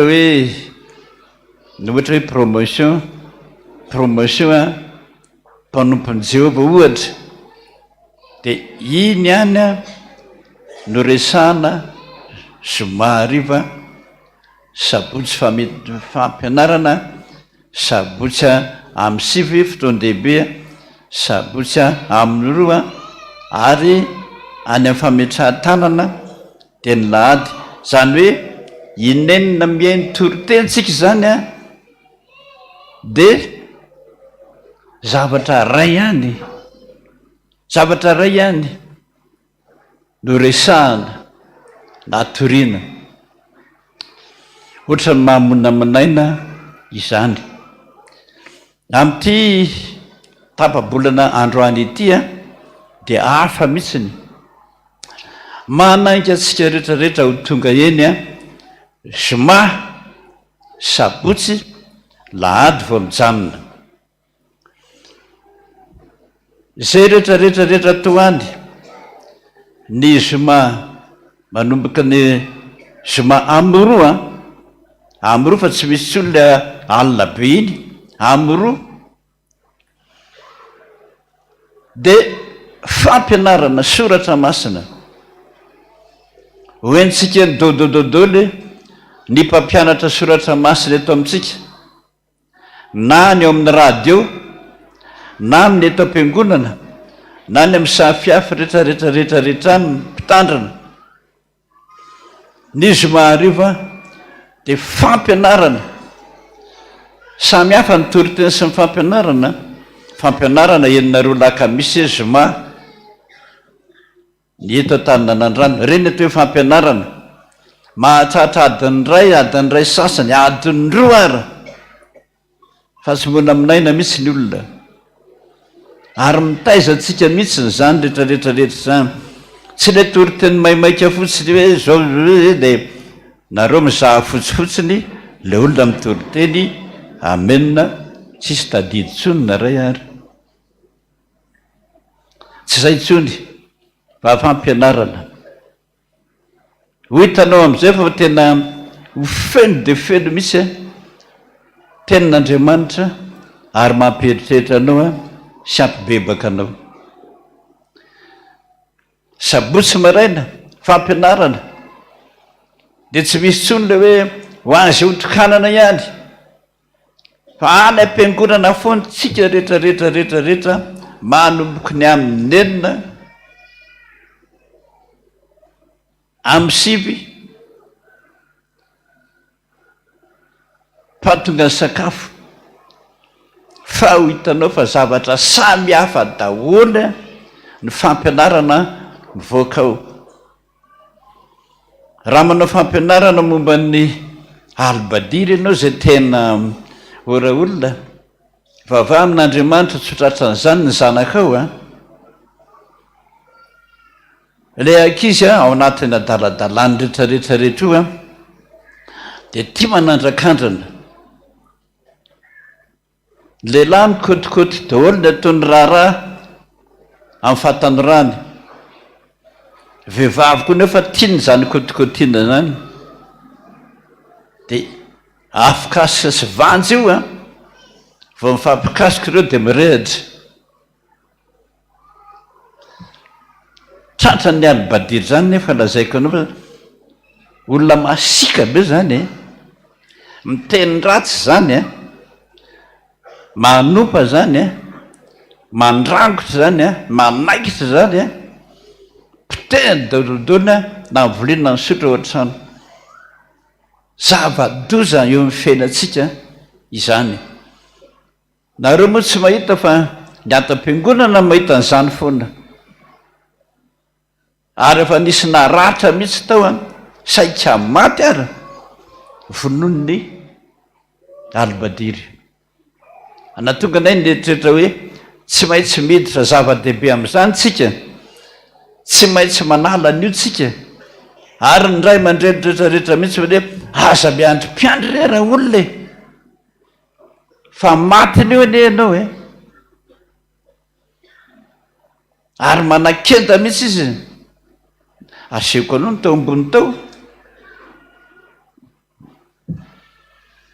hitenenako aminareo ray aman-dreny, rehefa ny zanako manomboka tsy miteny eo an-trano ao maraina atoandro hariva tsy miteny, tsy mety mianatra ka notaninao izy hoe manina anao tsy mianatra, tsy miteny. Marary nga ianao, tsy miteny. Mandana ao amin'ny lefa. Io albadiry mona tsy miteny io io ny albadiry faran'izay tena masika indrindra.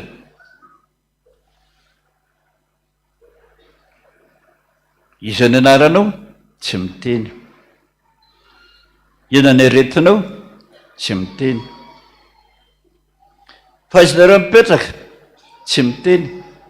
Amin'ny anaran'i Jesosy mitenena pa tezitra amin'izay tsy fantatry tena angao sy falibadiry papapapapapa zay fotsiny tapaka dolo ny sandry ny tongony ty rehetra olona telo izy neo papapapapa zay fotsiny tapaka dolo izy telo tsy tafatsangana kory anao tapaka dolo ny tanana.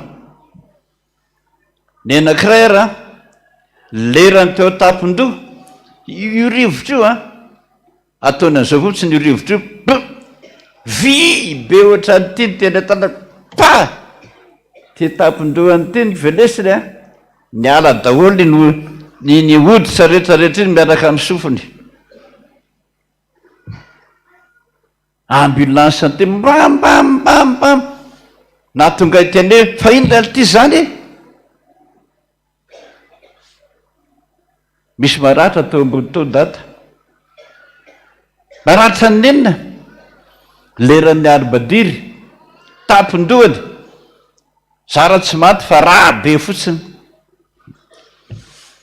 tezitra be tsy hainareo zany, tsy hainiraka, tsy hain'ny mpampianatra na tonga nanao lalàna enjana mihitsy no hoe nizaniza mpampianatra na mpitandrana na iraka tsy maintsy mianatra ny fanalana albadiry fa maty fotsiny nareo.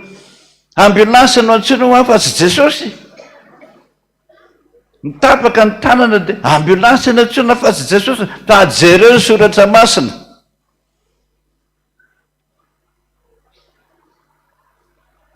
Hosamborona ny Getsemane Jesosy izany tadiavinareo ho Jesosy any Getsemane folo ralina oso miaramila jesosy avy any nazareta ny tadiavinao zahno izy tsaraboka ny tany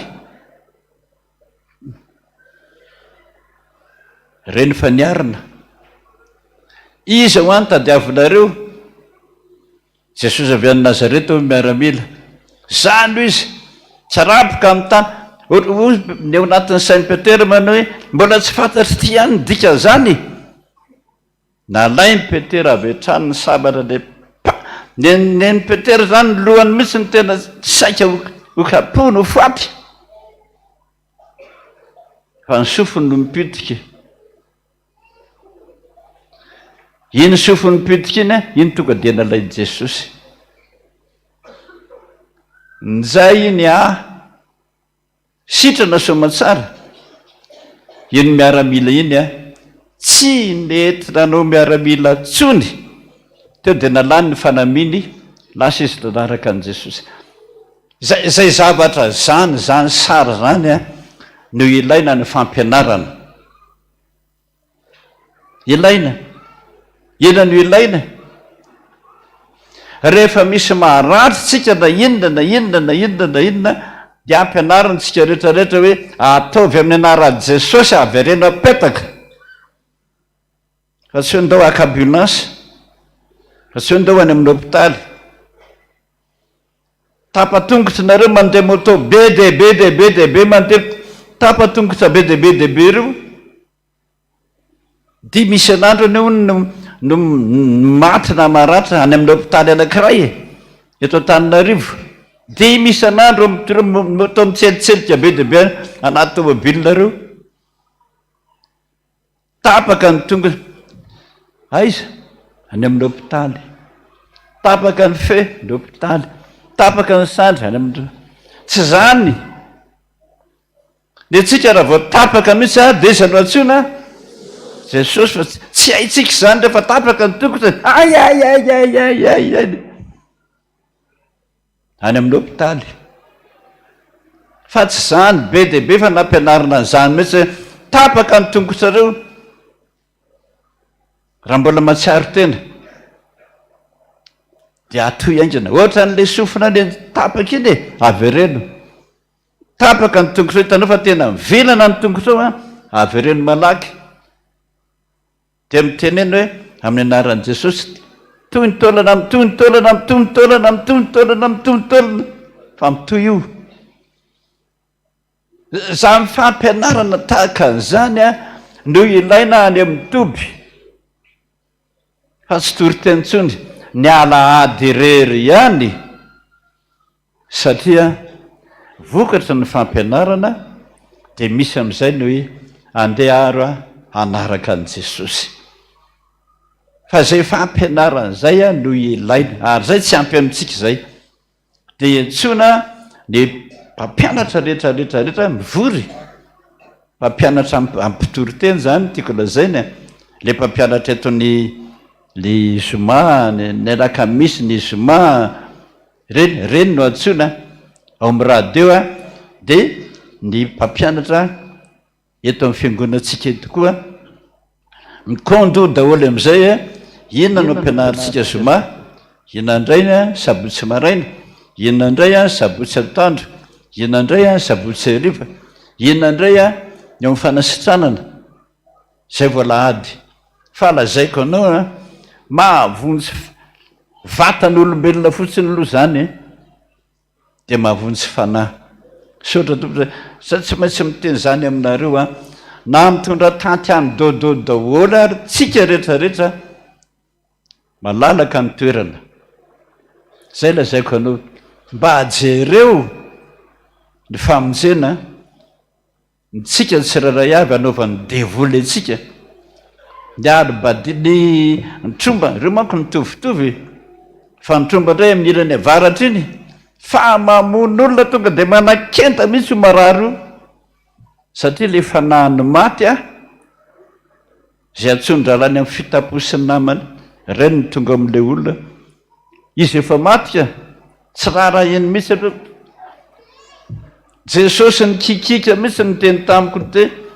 pastera vonjeo aingana mifaritra dego tapotra mamon'olona any a ny tromba tapabolana nandeha tany na mpianatra tany foana mitetina ketsy afaka roteneny eo a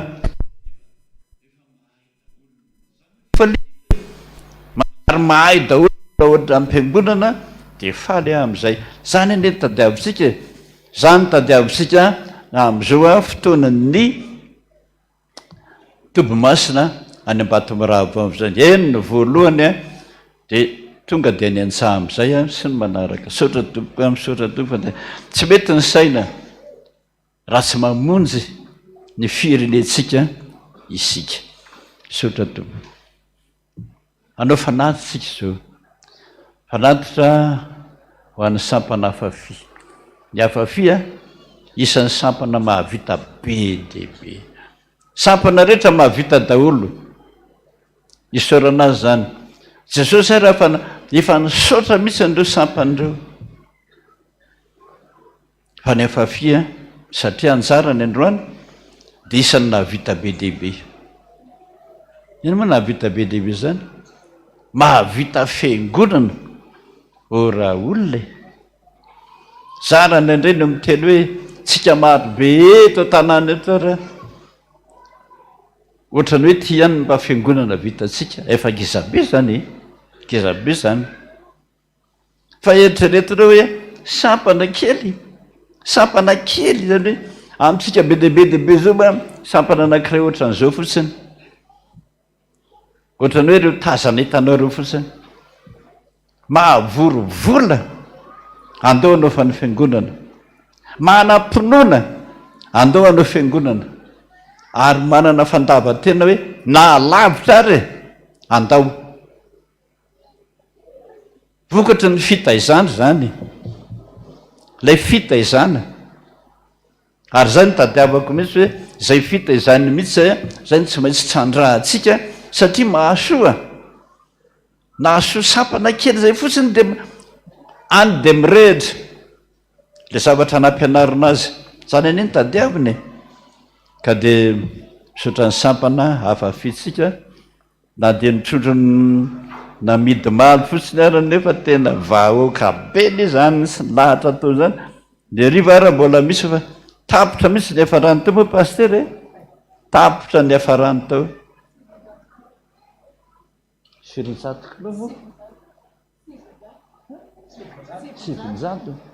900 kilos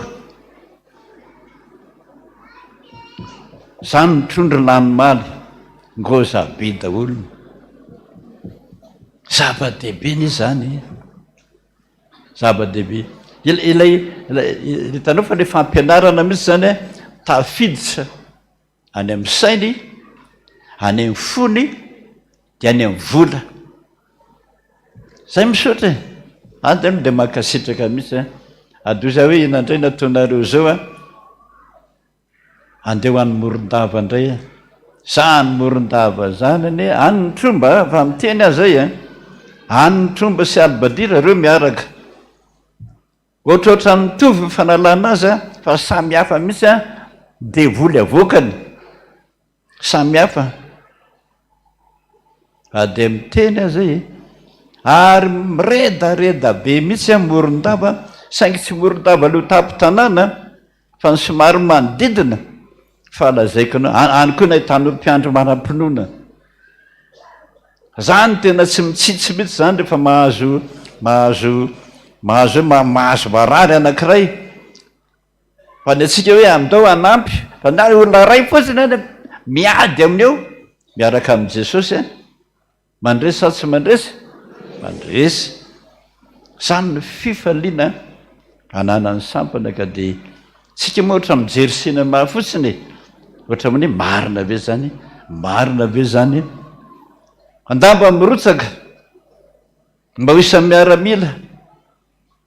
miaramila an' Jesosy rery ihany ianao de maharesy fahavalo mahagaga ane zany ka de mahereza ery sampana fafia izy no mandeha fa itsika kosa mba manao anazy arabola fa vola nge ny lany am'izany raha herinandro fotsiny izy ny any reo vao maro be na ny lasantsy na ny sakafony na ny toerany ipetrahany zany manahirany saina daholo dia mampahery azy sy hery raha olona maleova malasanana daholo dia manampy azy tsika fomba tsika ny fanomezana rakitra amin'ny kitapo amin'ny fiangonana fa ny amin'ny panier rehetrarehetra kosa dia ataontsika daholo ho an'ny sampana fafy na ny ao anaty valopy zany na ianao tsy nanana valopy dia ataovy mipifaliana zany hoe Jesosy tsy lasa aho fa dia ianao ny basolo tenako any iny vola keliko iny dia sady mivavaka ianao no manome sotra Jesosy.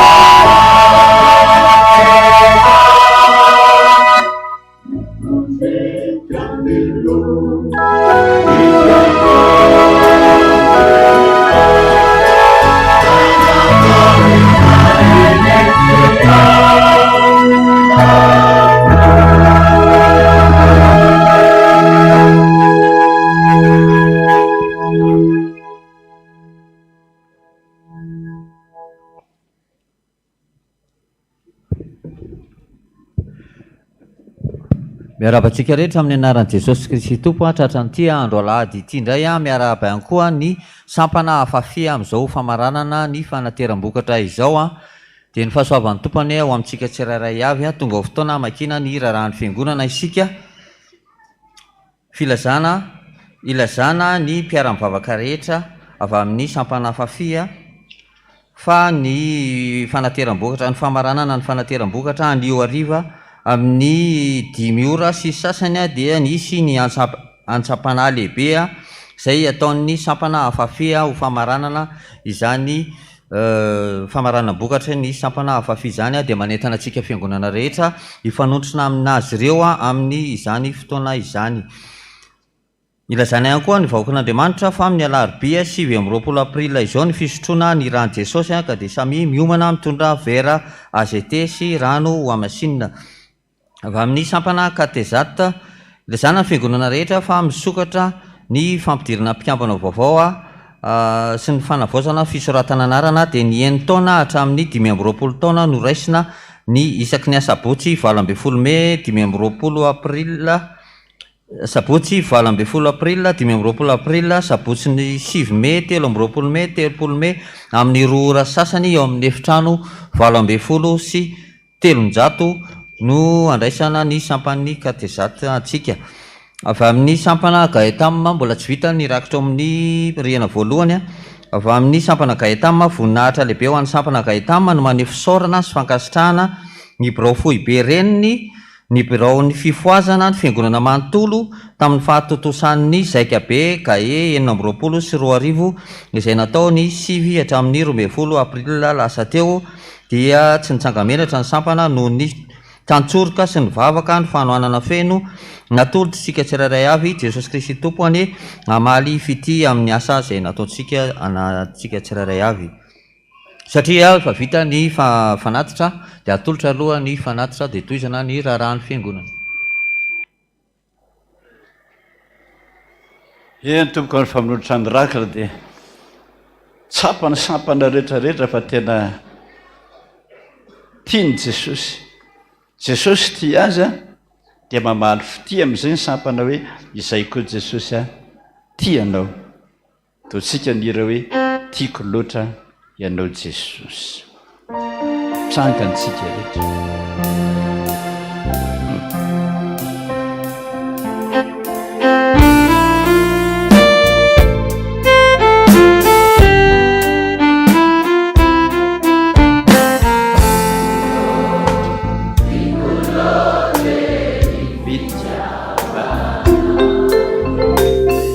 Gesù mamilotre dewanilana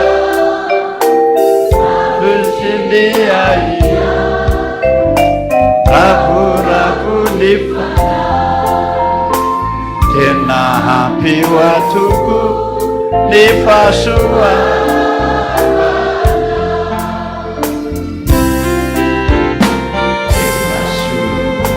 Saralote vitana Ifenanaya de matubifo Nutayeyana Visejar mama Yenzeyena zindrai Etsena upamijuru Yanaununya Dua Pampura Tiana Ificitra Amina Cita Avitanaya Pachana Wijesuti Nivenirandui Atanaya Mina Citi Bagi Camina Uzahai Mandrachizat Pampurna tuja Ificitra amina Cisina Avitanaya Pachana Wijesuti Divelira Risa naonayamina tsy vadikaminao zahay mandrakiza ido teka ho a Jesosy vavaka sika mino a Jesosy fa tena faly ianao a maheno zany ira mbavaka mampiseho ny fitiavana ianao tsy misy mahavita ny sampana tokoa afa-tsy ianao be ny lalana naleny be ny fizedrana natrehany betsa ny olana na ny aretina na ny jolainy an-dalana tsy nisy nahavita tokoa afa-tsy ianao mbola tsy nahare ka hoe fanena tamin'ny dalo ka maty ny dalo fa marobe kosa ny dalo zay resy lahatra no nataon'ny sampana mpandresy foana miaraka aminao ka dia zany ny fifalian'ny sampana Jesosy manatanteraka ny asanao ny lavitra any dia misaotranao zay nanao zany fanaty zany zay fiangonana Jesosy tsy mba tonga any manko zay vavaka no anjaranay dia manona azy arabola no anjaranay zay ny vitanay Jesosy na kely iny na be iny raisy fa vokatra ny fona iretrarehetra zany hainao ny mampitombony zany hainao zany ka dia mahany tantany ireo ankizy ireo toroy lalana ahavita zava-dehibe ho voninahitra ny anaranao izay kosa Jesosy name zany fanatitra zany mpanota zay manota foana mahaditra foana zany ny asanay ety zany ny mahafaly anay ety mampalelo anao zany nefa mo zany olombelona zany foana maditra ny foana ny masonao ka dia misaotra Jesosy miaraka aminay mandefitra tena mandefitra aminay angatahako aminao dia mamindrafo aminay foana ianao tsy misy marina na dia ray aza na dia ray aza olona very daholo zay fa noho ny rano ty ambony azy fijaliana dia mamela eloka anay foana ianao dia mamindrafo aminay foana Jesosy mamindrafo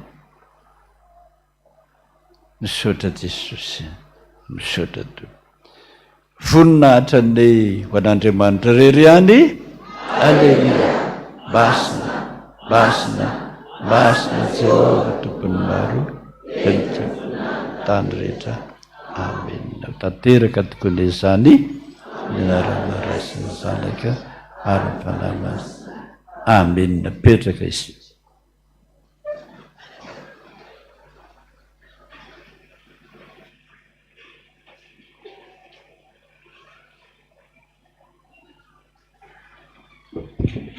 tohitrana ny famakina ny raharahany fiangonana avy amin'ny saha mianatra ny sekolalady androany aorian'ny fitaom-pivavahana voalohany mijanona ihany koa ny mpampianatra aorian'ny fampianarana manao ny répétition avy amin'ny vondron'ny mpampianatra ny vondron'ny mpampianatra dia manentana antsika rehetra maniry hiditra ao anatin'ny sampana ao anatin'ny vondron'ny mpampianatra mba anantona azy sy ny manaovana ny fanavozana fisoratananarina izay mifarana ny 30 aprila ho avy izao ny fitaom-pivoriana moa dia isaky ny alahady maraina ao aorian'ny fitaom-pivavahana ao amin'ny efitrano 420 sy 300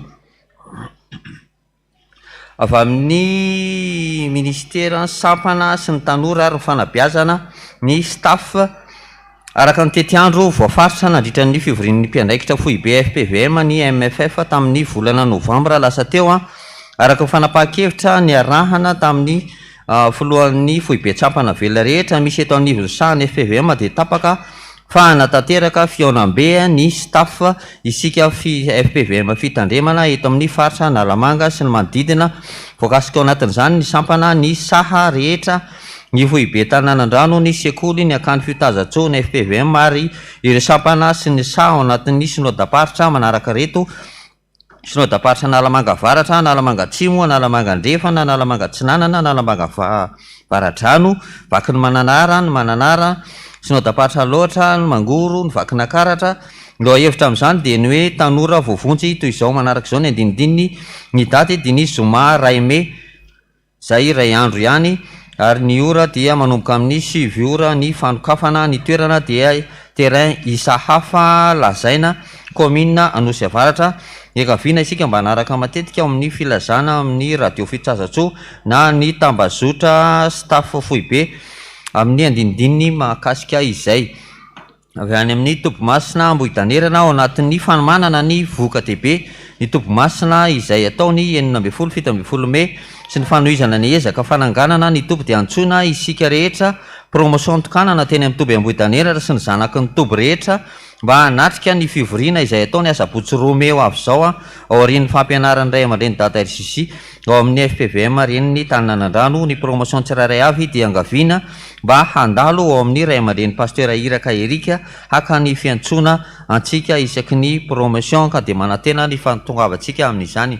avy amin'ny fitandremana Ambohimandry Ziona Fiderana ny mpitandrina ny fiangonana FPVM Ambohimandry dia faly manasa anareo amin'ny fanompom-pivavahana ho fanokafana sy fitrotrolam-bavaka ny ray aman-dreny Pasteur Iraka Lalaora Ajasoa mivady natratrara ny 10 taona na ampitandrina azy sy ireo nitondrana azy ireo ny fiangonana izany ny fotoana dia ny alahady amin'ny 2 ora sasany eto amin'ny fohy be tanànan-drano ampandrana ao amin'ny 2e étage mariana fa amin'ny 2 ora sasany atoandro dia efa misy ny fiderana ho totosain'ny sampana voahasa reto kosa ny zanaky ny fiangonana iroso amin'ny fanorenana tokantrano masina Ramatoa Razaka Kianina Blandine Andriamatoa Rakotondrambola Jean Georges Ramatoa Razanadrakoto Lalaintso Vololona Andaniny Ramatoa Arvelo Andriamatoa Rakotarson Jimmy Ramatoa Ramora Malala Tina Arnour Jeannette dia faly manasa anareo anotrona ny fanamasinana ny fanambadian'ny zanany Andriambolatina tokony aina tsy ory ny avo sy ravaky ny aina Hentso Francia izay atao eto amin'ny fiangonantsika ny asabotsy Romeo avy zao amin'ny 10 ora maraina Andriamatoa Raholy fanomezana volana antenaina Felicitain Ramatoa Ramiandro Sohaja Hantsiniaina Andaniny Andriamatoa Rajaofera Andriantseheno Tahina Ramatoa Rasoa Fara Malala Vololona Ankilany dia faly manasa anareo anotrona ny fanamasinana ny fanambadian'ny zanany Raholy fanomezana volana antenaina Jesy sy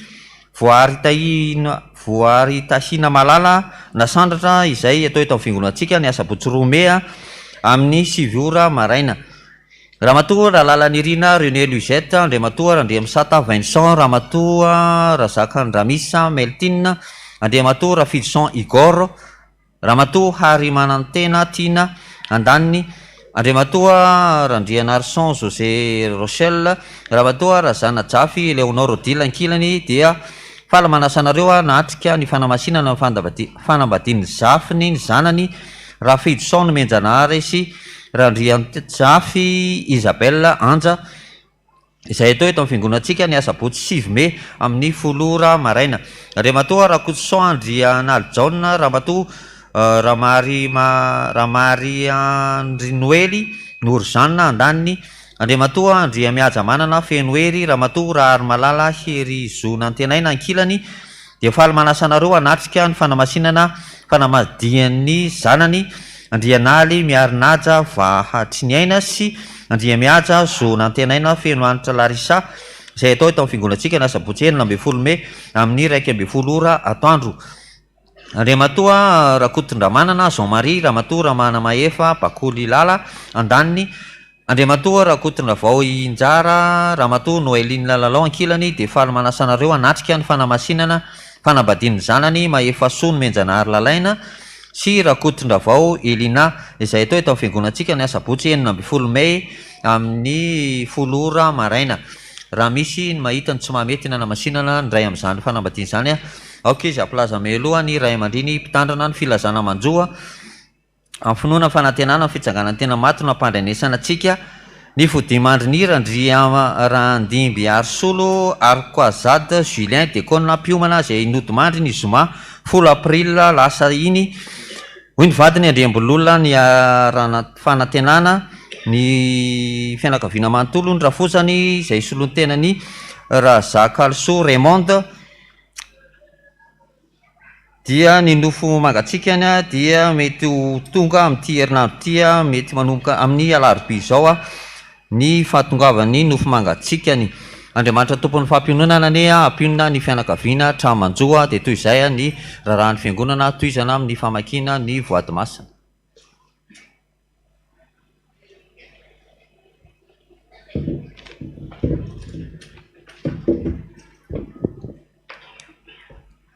Arak'izany ary dia ho tohizina ny famakina ny reto voady masina ireto melohan'izany dia mbola mamerina ny fiarabana ny reto zanatsika ao amin'ny sampana afafia tratran'izao herinandro bokatra izao. Andriamanitra ho fiadanana nge anampy mandrakariva ampitombo finoana izy ireo avita be amin'ny asa izay nandraketany izy ireo. Vakina amin'ny anaran'i Jesosy ireto voady ireto.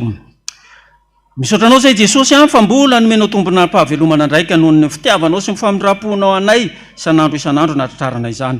Ary dia mangataka aminao Jesosy mba ho afaka amin'ny entretien atrehako rapitso amin'ny 2 ratolakandro.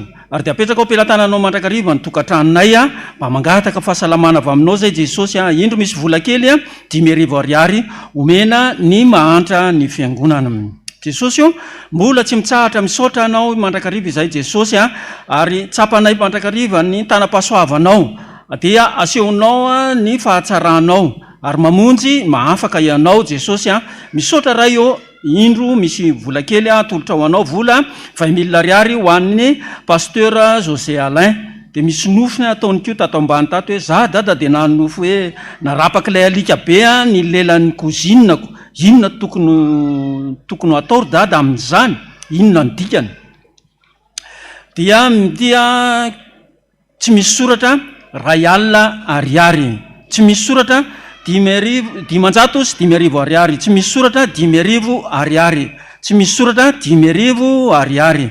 Misaotra betsaka Jesosy noho ny fitahiana sy ny famindram-ponao tamin'ny volana lasa iny. Anao vodiondry sy soratra ny zanako Jesosy ary dia mba mangataka aminao mihitsy aho mba ndray atanana izany. Iny misy vola ray alina ariary ho an'ny fikarakarana ny fiangonana. Misaotra Jesosy amen. Misaotra indrindra Jesosy tamin'ny zavatra rehetra izay nomenao izay tsy voatanisanay izany. Ary dia mba mangataka indray izay Jesosy mba maniry ahazo zazalahy kely raha toa ka sitrakao izany ary mba ho efa ny fanindrinay amin'izany. Dia apetraka ifenao ampelantananao izany vavaka izany Jesosy ary dia raiso ary ankasitrao tompo manolotra vola izy 3 alina ariary ho an'ny sahirana 2 alina ariary ho an'ny pasteur. Tsy misy soratra ray alina ariary tsy misy soratra ray alina ariary. Misaotra indrindra Jesosy malala fa dia mbola nomenao tombonandro ka dia nahatratra ity maraim-baovao ity indray mpanomponao. Indro Jesosy misy sombiny kely tamin'ny tombom-barotra tamin'iny herinandro iny anaovana ny asanao vola 3,000 ariary jereo kosa Jesosy ny tsenantsika amen. Tsy misy soratra 10,000 ariary.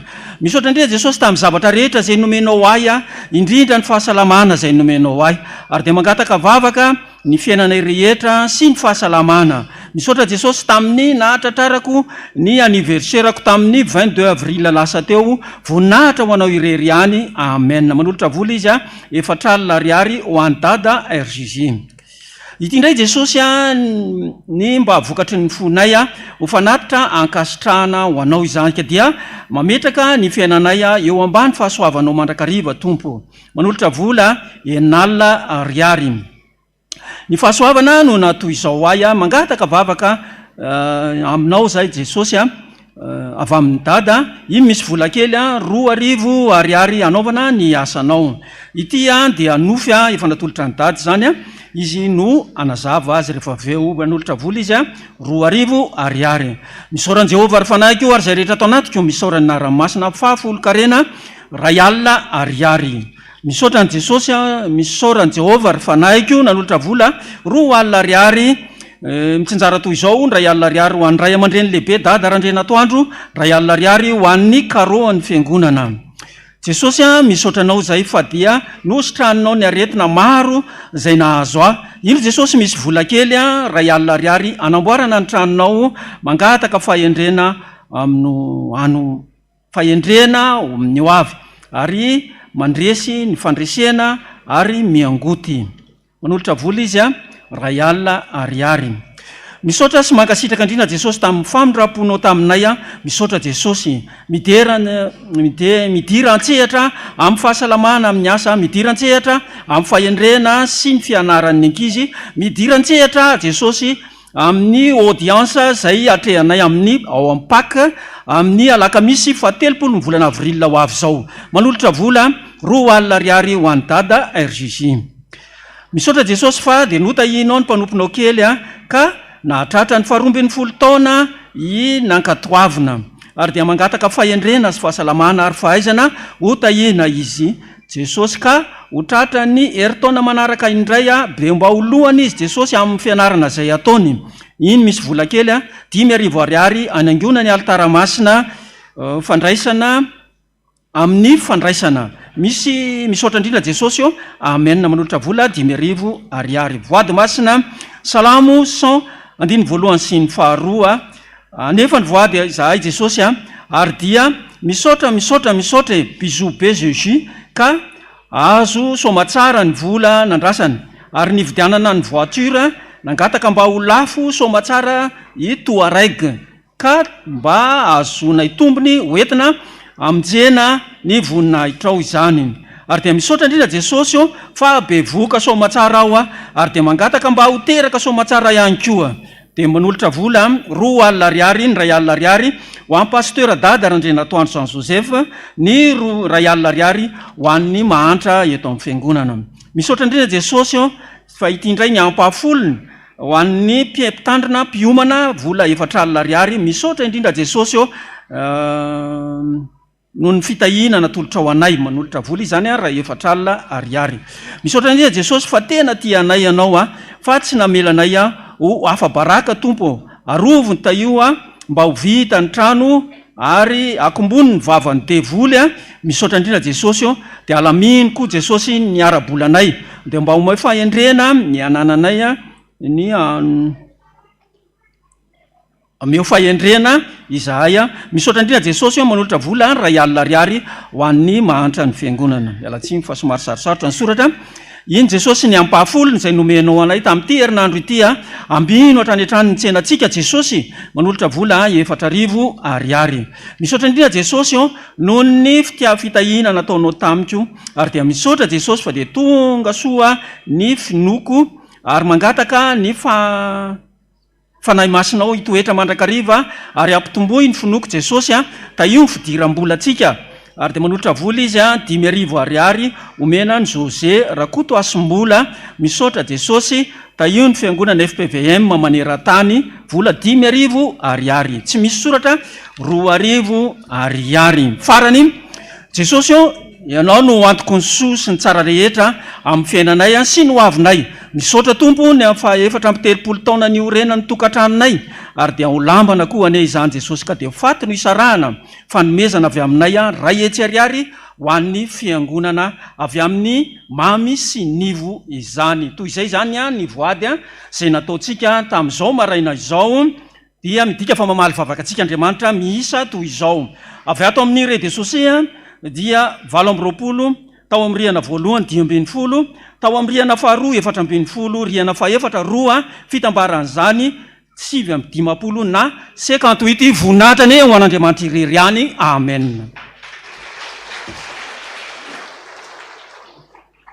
Sotra toa efa vita daholo zavapady dia raha misy nofy azavakiny ely satria sady mamaky taratasy a ny miheno le izy de tsy haiko le ely ataovy antsoratra foana de mandrositsika rehefa za misaotra an' Jesosy aloha za amin'ny zavatra be dehibe nitorevitra omeny antsika za dada nanofy hoe atody nandrahoana eraky ny za dada nanofy atody nandrahoana eran'ny mixeur atody eraky ny mixeur ny ray mbola niaraka tamin'ny akorany ny sisa tsy misy tsony io raha io tsy haiko na masaka na manta de avy eo noraisiny dadanay 5500 ariary niaraka tamin'ilay tody tao anaty mixeur nalefa ilay mixeur ka nivadibadika rozy daholy de nisy roatra ny tao anatiny anga tsy ampina 5500 ariary indray hoy izy ho le mpanasa lambanay de nivaliny dadanay hoe ampy zay eo aloha ianao aloha zany ino moa ty olo ty ianao aloha izay nanofen'izany atody nandrahoana atody nandrahoana amin'ny akorany zany rano mixeur ora olona be dehibe zany na ray mbola miaraka tamin'ny akorany ary ny sisa tsy misy atsony de mbola nampiana vola 550 rehefa 550 de inona era de jeretsika ny era 550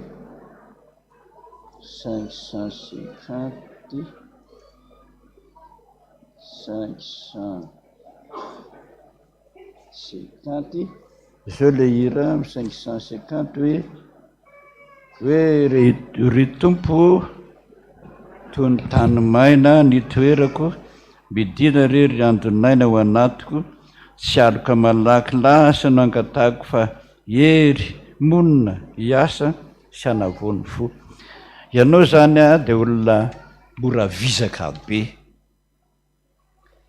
de Jesosy milaza aminao hoe mereza mihinana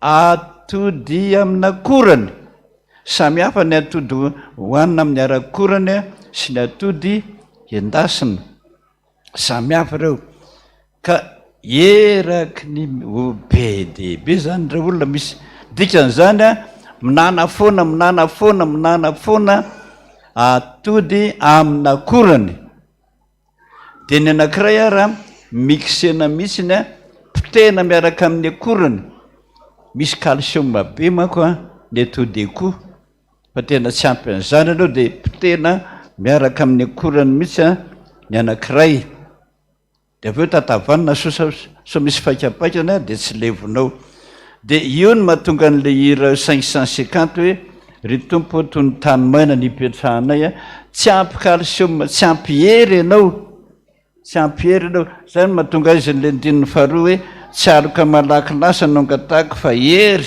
monina anavony fo fitiavan'i Jesosy atsika ne zany mahasoa antsika zany ny faharoana de tao amin'ny station essence anankiray ony nisy bus anankiroa mijanona misy fatony tao amin'ilay bus anankiray de nanatona nijery zay ka hitanay le olona vehivavy vaventy be efa lehibe nanao tenue katezo de to tany nanandrano de nosy dokotera nanatona ka ny teny hoe tsy mbola maty izy de ho iaho hoe mivoto be ny tongony mety marary fo tanao zay mivoto zany le tongotra eo rehefa mivoto manko ny tongotra na ianao marary fo na ianao marary rain zany rehefa mivoto le tongotra io de no ianao marary fo io de tsy ampy koa le calcium aminao matoanao raha vao marary fo mihitsy ianao de ny calcium zay tsy ampy zay azadino raha vao marary fo ianao ny afantaranao fa marary fo ianao dia misy ozatra ato ambanin'ny elikeo ange dia mpitsiro any fahaso ny tananao a fa raha misy marary eo dia marary zay ny fonao atsangano ny tanan'izay misy marary ny fony mpitsiro ambanin'ny elikeo a dia mpitsiro midina iza misy marary an'izay atsangano ny tanany hoe any tanao zany be dehibe io a efa mampitandrina anao a zay fa ny areti-po a tsy hain'ny dokotera miala tsy ny dokotera fa be dehibe ny marary foetra tanina nan-drano telo volana sady mila-panafodina any amin'ny hôpitaly efa saika maty zay vao tonga taty a dia misy mpanotra ho a mahay an'io io fotsiny dia manatona ianareo fa ianao marary fo manatona aingana dia hano a ireo atody a amin'ny akoran'ireo maminana isan'andro ianao azafady fa Jesosy mantsy mbola dokotera ambonin'ny dokotera misaotra atsika manana azy za ray aman-dreny nanofy voatabia tiako nanankiray nanofy voatabia karazany 3 voalohany voatabia tsara tareha ny sady ngeza mena be ray zay faharoa voatabia ray lehibe menamena ka fa lo ny ilany atsasan'izay fahatelo voatabia kely sady malazo no tsy dia masaka dia avy eo nahita kotomila indray tsara tare ary sakamalaho tsara tapaka ny nofoka zao atiako fahasalamana aloha misaotra an' Jesosy amin'izany ary zany tokony ataontsika isan'andro le voatabia ianao zany a tsara mihinana voatabia miala tsy ny any anindrana fa samy mahakamo be mihitsy ny zany voatabia zany any teny ratsy be zany any akafany a fa raha miaino ianareo dia tomaty daholo ny dikan'izany rehetrarehetra zany voatabia tsara tarea dia minany ianao le ngeza be iny ary miteny ianareo a zay mihinana ny voatabia rehetrarehetrarehetra dia tsy maintsy sasana amin'ny rano mangotraka mihitsy ny aloha sasana fa misy le fanafody simika raha iny fanafody simika iny no hoanintsika dia makarary tahaka izany koa ny anana raha olona azafady amin'ny teny izany ny anana rehetrarehetrarehetrarehetrarehetra amin'izao fotoana izao a satria mampiasa fanafody simika ny mpamboly any ambanivohitra dia ngeza be ny anana sady tsara tare tandremo fa makarary tsy maintsy arina ranony azafady zay a tsy maintsy ho a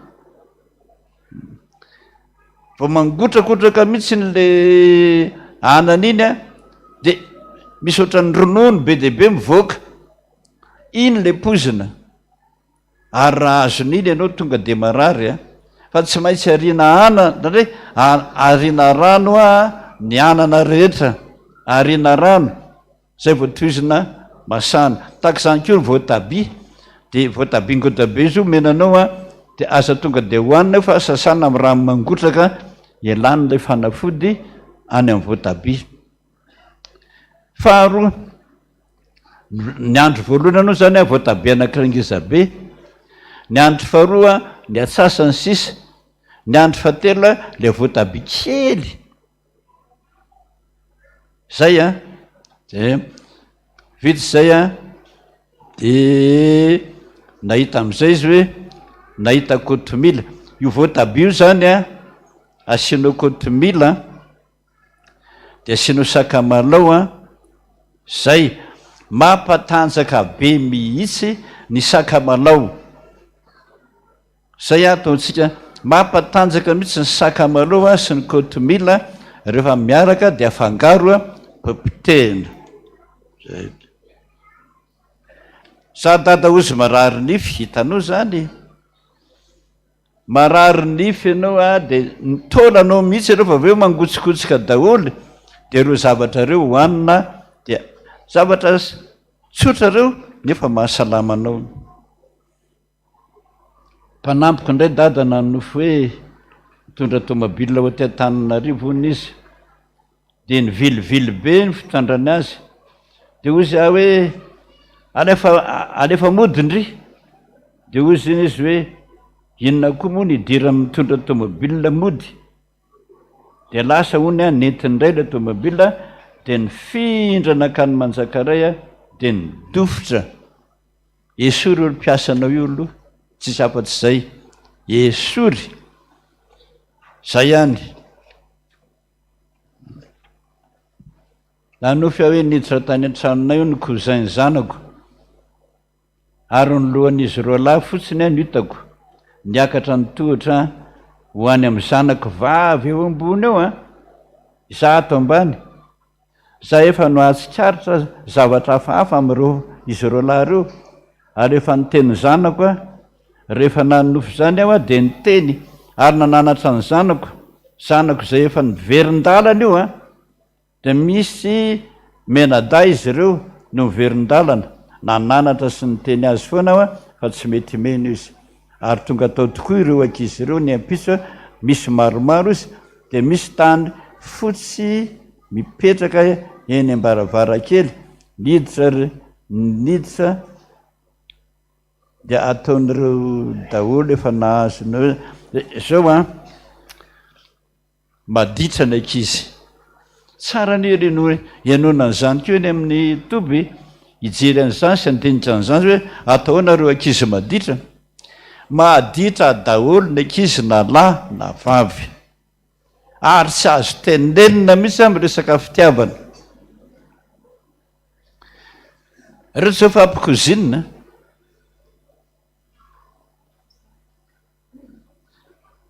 nefa no any amin'ny zanako vavy any ambony matory ianao ambany a izy roa lahy nakany ambony aninonany izy ikotikoto ny zanako vavy io inona ny epitsony a tonga tokory zalahy be dehibe niakatra any amin'ny zanany vavy efa niteny ianao tsara zay aloha efa niteny ianao nananatra anao a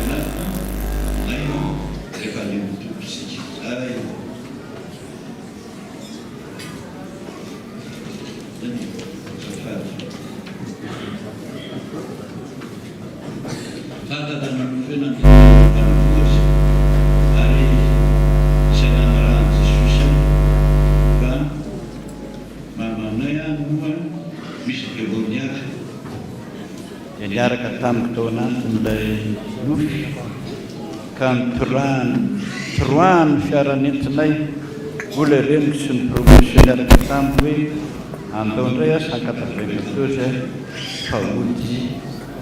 fa ody sika mariko tata fa tsy nandeha tany hoany a le hira 194 indray a 194 indray a manao hoe andrianana ary eo iandre ny voninahitra ao ny tany sy ny lanitra mamelatra ny lazanao ny asanao rehetra ny famonjena lehibe mitaridalana anay hideranao zay mandehana foana ty zany a misy marary demoniaka any mandehana ianao na dia toroany olona vato toroany demoniaka vato ary fa tsy maintsy makany ianao a fa ny hira 194 no milaza aminao hoe ny Andriamanitra taridalana anao asa-kivy fa tsy maintsy mandeha ianao a, zany ny afatra Jesosy amintsika. Tsara lavitra noho ny toriteny anie zany reo olona fa lazaiko anao hoe nanao fiadada hoe nitaingina avion kely, ay nefa tsy nety ny décoller izy fa tsy nety nahita piste i-décoller avana hono le roproplan de tapaka ny nofo zay, de tapateny an-dalana mony a nividy rideau de nisy sarina cœur fotsiny de couleur manga kely. Fitiava Jesosy ianao le sarina fo, fa ianao a firy taona ho ahy ianao ty e, raha mbola latsaky ny 18 ans hoe atsangano tananao sany ay any amin'ny 4e étage, tsy taty zany. Raha mbola tanora ianao na zazakely io fa tenenako anao foana ho antsika rehetra, andramo ane le lasopy paty malagasy ho a, mampatezitra mpivarotra za fa de azafady re raha olona fa za tsy maintsy miteny zay lazainy Jesosy, tsy maintsy miteny a fa ny paty malagasy anio a ka fa nataony Jesosy aza mihinana an'io a nareo fa matin'io anie nareo e, manandrama nge anao e, tetam-piangonana ane 14 ans e, juste izy mbola hiantso amin'ny telefona dada nanofy an'izao maka ne saingana amin'ny dokotera ianao, tsy tonga any amin'ny dokotera de tapitra ny ainy, mba andramo ane za nanandrana. Ohatra aniza moa fiseho zany Jesosy de ninana paty gasy io lasopy lasopy gasy nininana nataoko 2 andro nataoko 3 andro, ty lalan-draha ny tanako rehetrarehetra ty a sy ny ato marary be mihitsiny, de zay vao niteny hoe Jesosy a misaotra anao fa aizay ny antony. Raha mihinana paty italiana na paty frantsay a misoratra hoe paty italiana zay mihitsy izy, na misoratra hoe paty afarinina de France de tsara izay, na mihinana isan'andro arynao tsy maninona, fa io paty gasy mihitsy nataony Jesosy hoe misy mandraraka apozina amin'onatsika malagasy sy ny afrikanina maintimainty reo, zay moniny ao de nanandro andramo ane minanany isan'andro ane anao na herinandro hoe marary daholo lalan-drano tananao sy ny ato atambadika ato ireo marary daholo, sady mivandravandra be le lalan-dra no marary, de raha mbola mitoy ihany iny a de feheziny iny am'izay a ny rahanao a de tsy mandeha ntsony a de maty ianao. Zany ianao ty de efa miteny aminao a zay mahatonga le roplanina mbola tsy midécolle, fa raha ny décolle teo ka netin'io ianao a raha pitso anao de tsy etintsony. Za dada nanofy ny asa fivelomana andavanandro niditra vadivadina ony a olona be dehibe, ditako teo mba vady ny tokotany de hoe ah hoe fa misy inona, de hoe fahoriana honiny eo e, niditra niakatra ny tohatra sady ny fendrofendro ny tomany, kanjo ny fatin'ny papako efa maty taona maro no natory teo amin'ny lalatsara ny tohatra. Raha vao misy faty matory misy eo amin'ny lalatsara de misy iny zay ny lalatsara mpiandry, misy ody eo zay satria le faty a hitanao eo de io lalatsara io fotsiny a no sasana amin'ny rano-tsavony amin'ny anaran'i Jesosy, fa misy ody mipetraka eo.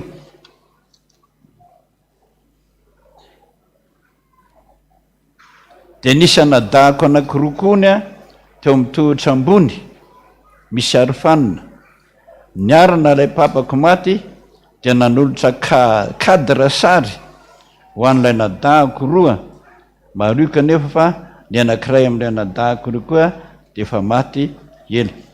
Le cadre sary anankiray mipetraka ao an-dalatsara esory nampiteo mihitsy a, fa ny sary tsy potehina fa le cadre ihany a nasian'olona ody asanao sasanao a na pitenao.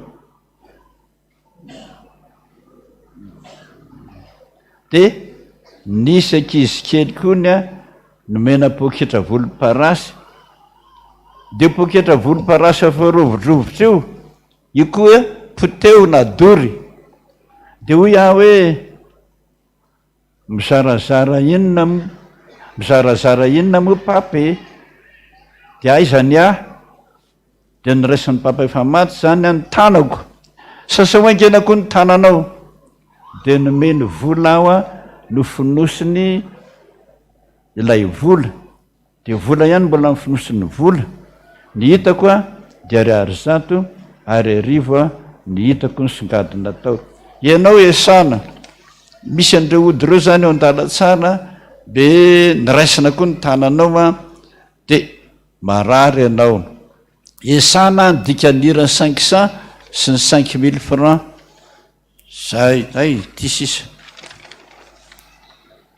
nanofy adada hoe ny lehibe anay any ampiasana, miteny ny zanako hoe alaivo le permis de conduire anao raha tianao ahita asa tsara ny zanakao. Dia ny mariko fa efa indrozy ny teny mazava be ne zany nofy zany, mba andana maka permis aingany ianao a, fa io ihany ny fomba ahitanao asa. Misaotra ny Jesosy tsika mitaridalana, manambara ny sakafo hoanitsika, ny sakafo tsara sy ny sakafo ratsy, dia amin'izay tsika tsy miala vola fory teka ho an'i Jesosy tsika rehetra. Misaotra Jesosy,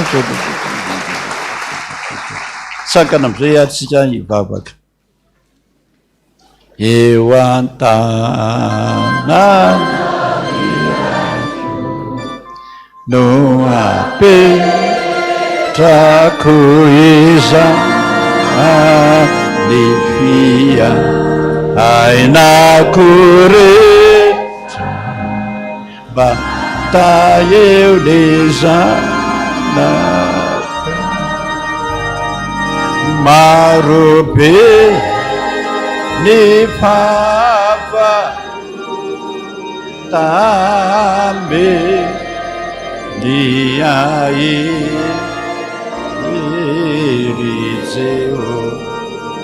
varaipia mba arovinao nany.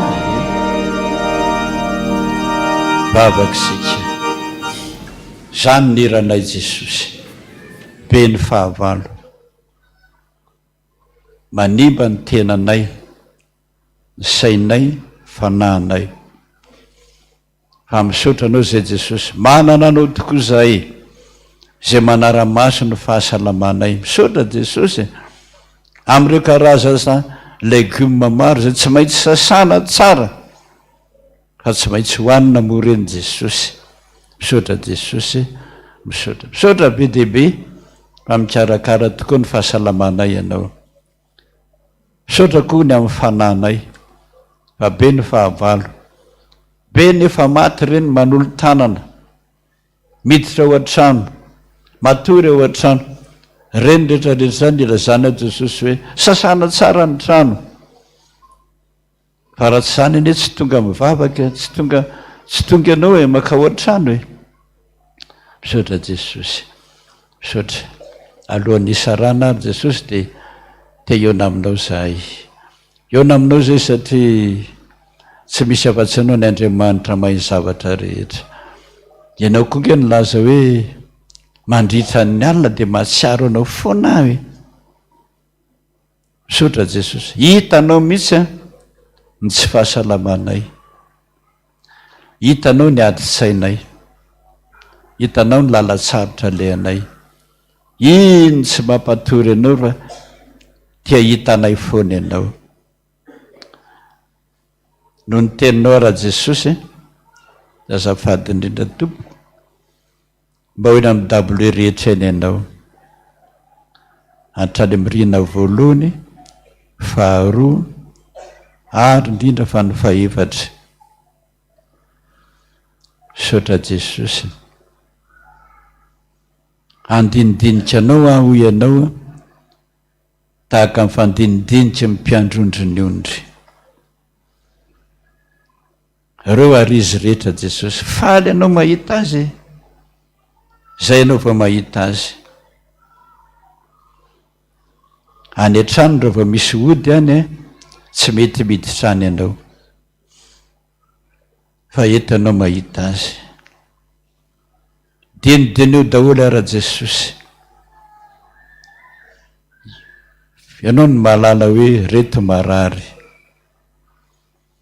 fantatrao ny retiny rehetra. Zany na tonga anao nanome fanafody sy karazana sakafo maro. Reto indray marary,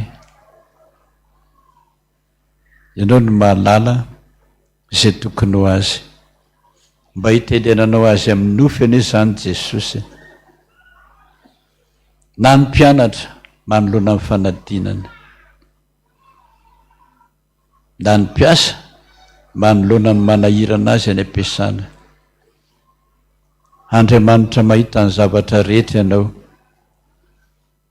ary zany na tonga anao hiteny hoe tandreny feonao aho, ka te hivavaka, te hitafa aminao mpanompo-kelinao na ny ondri-kelinao, na inona mahazo azy, na inona maneriny fony Jesosy, mangataka aminao aho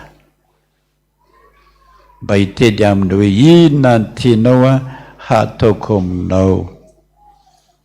Dia raha mba hivavaka izy Jesosy, na afaka mangingina aza, fantatrao ny ao anatin'ny fonay, dia ianao nivavaka i Jesosy.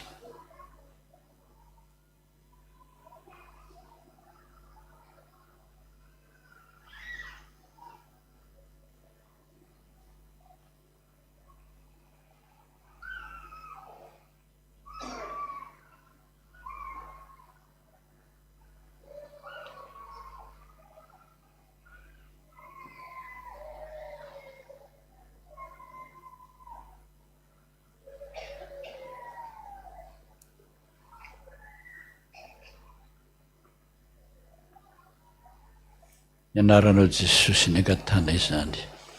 Misaotra Jesosy, misaotra Jesosy. Voarainao ny vavakay, hiakatra ny an-danitra ianao, eona amin'Andriamanitra ray. Ianao mpisolo vavanay ihany Jesosy. Raha mety ny vavaka nataonay ianao ny teny hoe ninona angatanareo amina raiko, ataoko zany. Tanterao zany Jesosy. Raha sanatrika tsy mahay mivavaka kosa izay araka ny teninao, dia ty an-tany fahiny hivavaka ho anao aho. Saotra Jesosy, mino izay fa tsisy very maina ny vavaka nataonay tety, satria olona miaino anay foana ianao ary tsy mandao anay. Ka dia petraka eo am-pialan-tananao zany Jesosy. Manana ny anjelinao ianao, hitondra valim-bavaka ho anay isa-tokantrano, isam-baravarana. Manoloana ny seza fiandriananao zay Jesosy. Ny anjelinao aza amin'ny tampi-maso amin'ny elany, fa tsy mentrika hijery ianao akory. Maika fizay olombelona, fa dia miondrika izay Jesosy, dia mandohalika izay. Mikohoka amin'ny tokotro masina, mpanoty fa mba mangataka moa dia mba mangataka araka ny teny hoe mangatady omena. Ndreto izay rehetrarehetra Jesosy, mangataka tahaka amin'ny mpangataka rehetra hoe Jesosy ianao iny vavakay. Ny anaranao ny angatana izany Jesosy.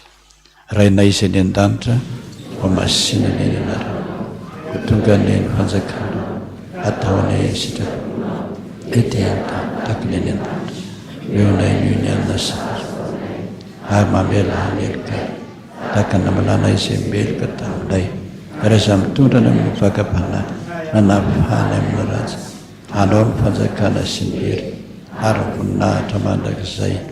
Amen.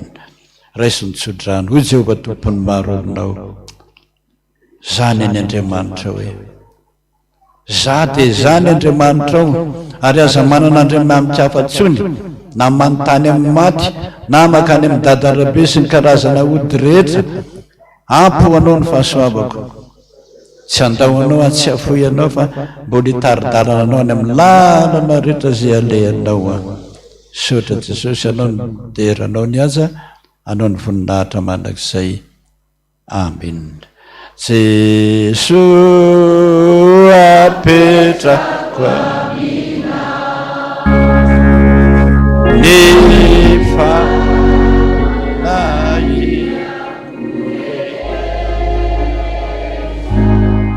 Dia sapena dia na tuku simisi eta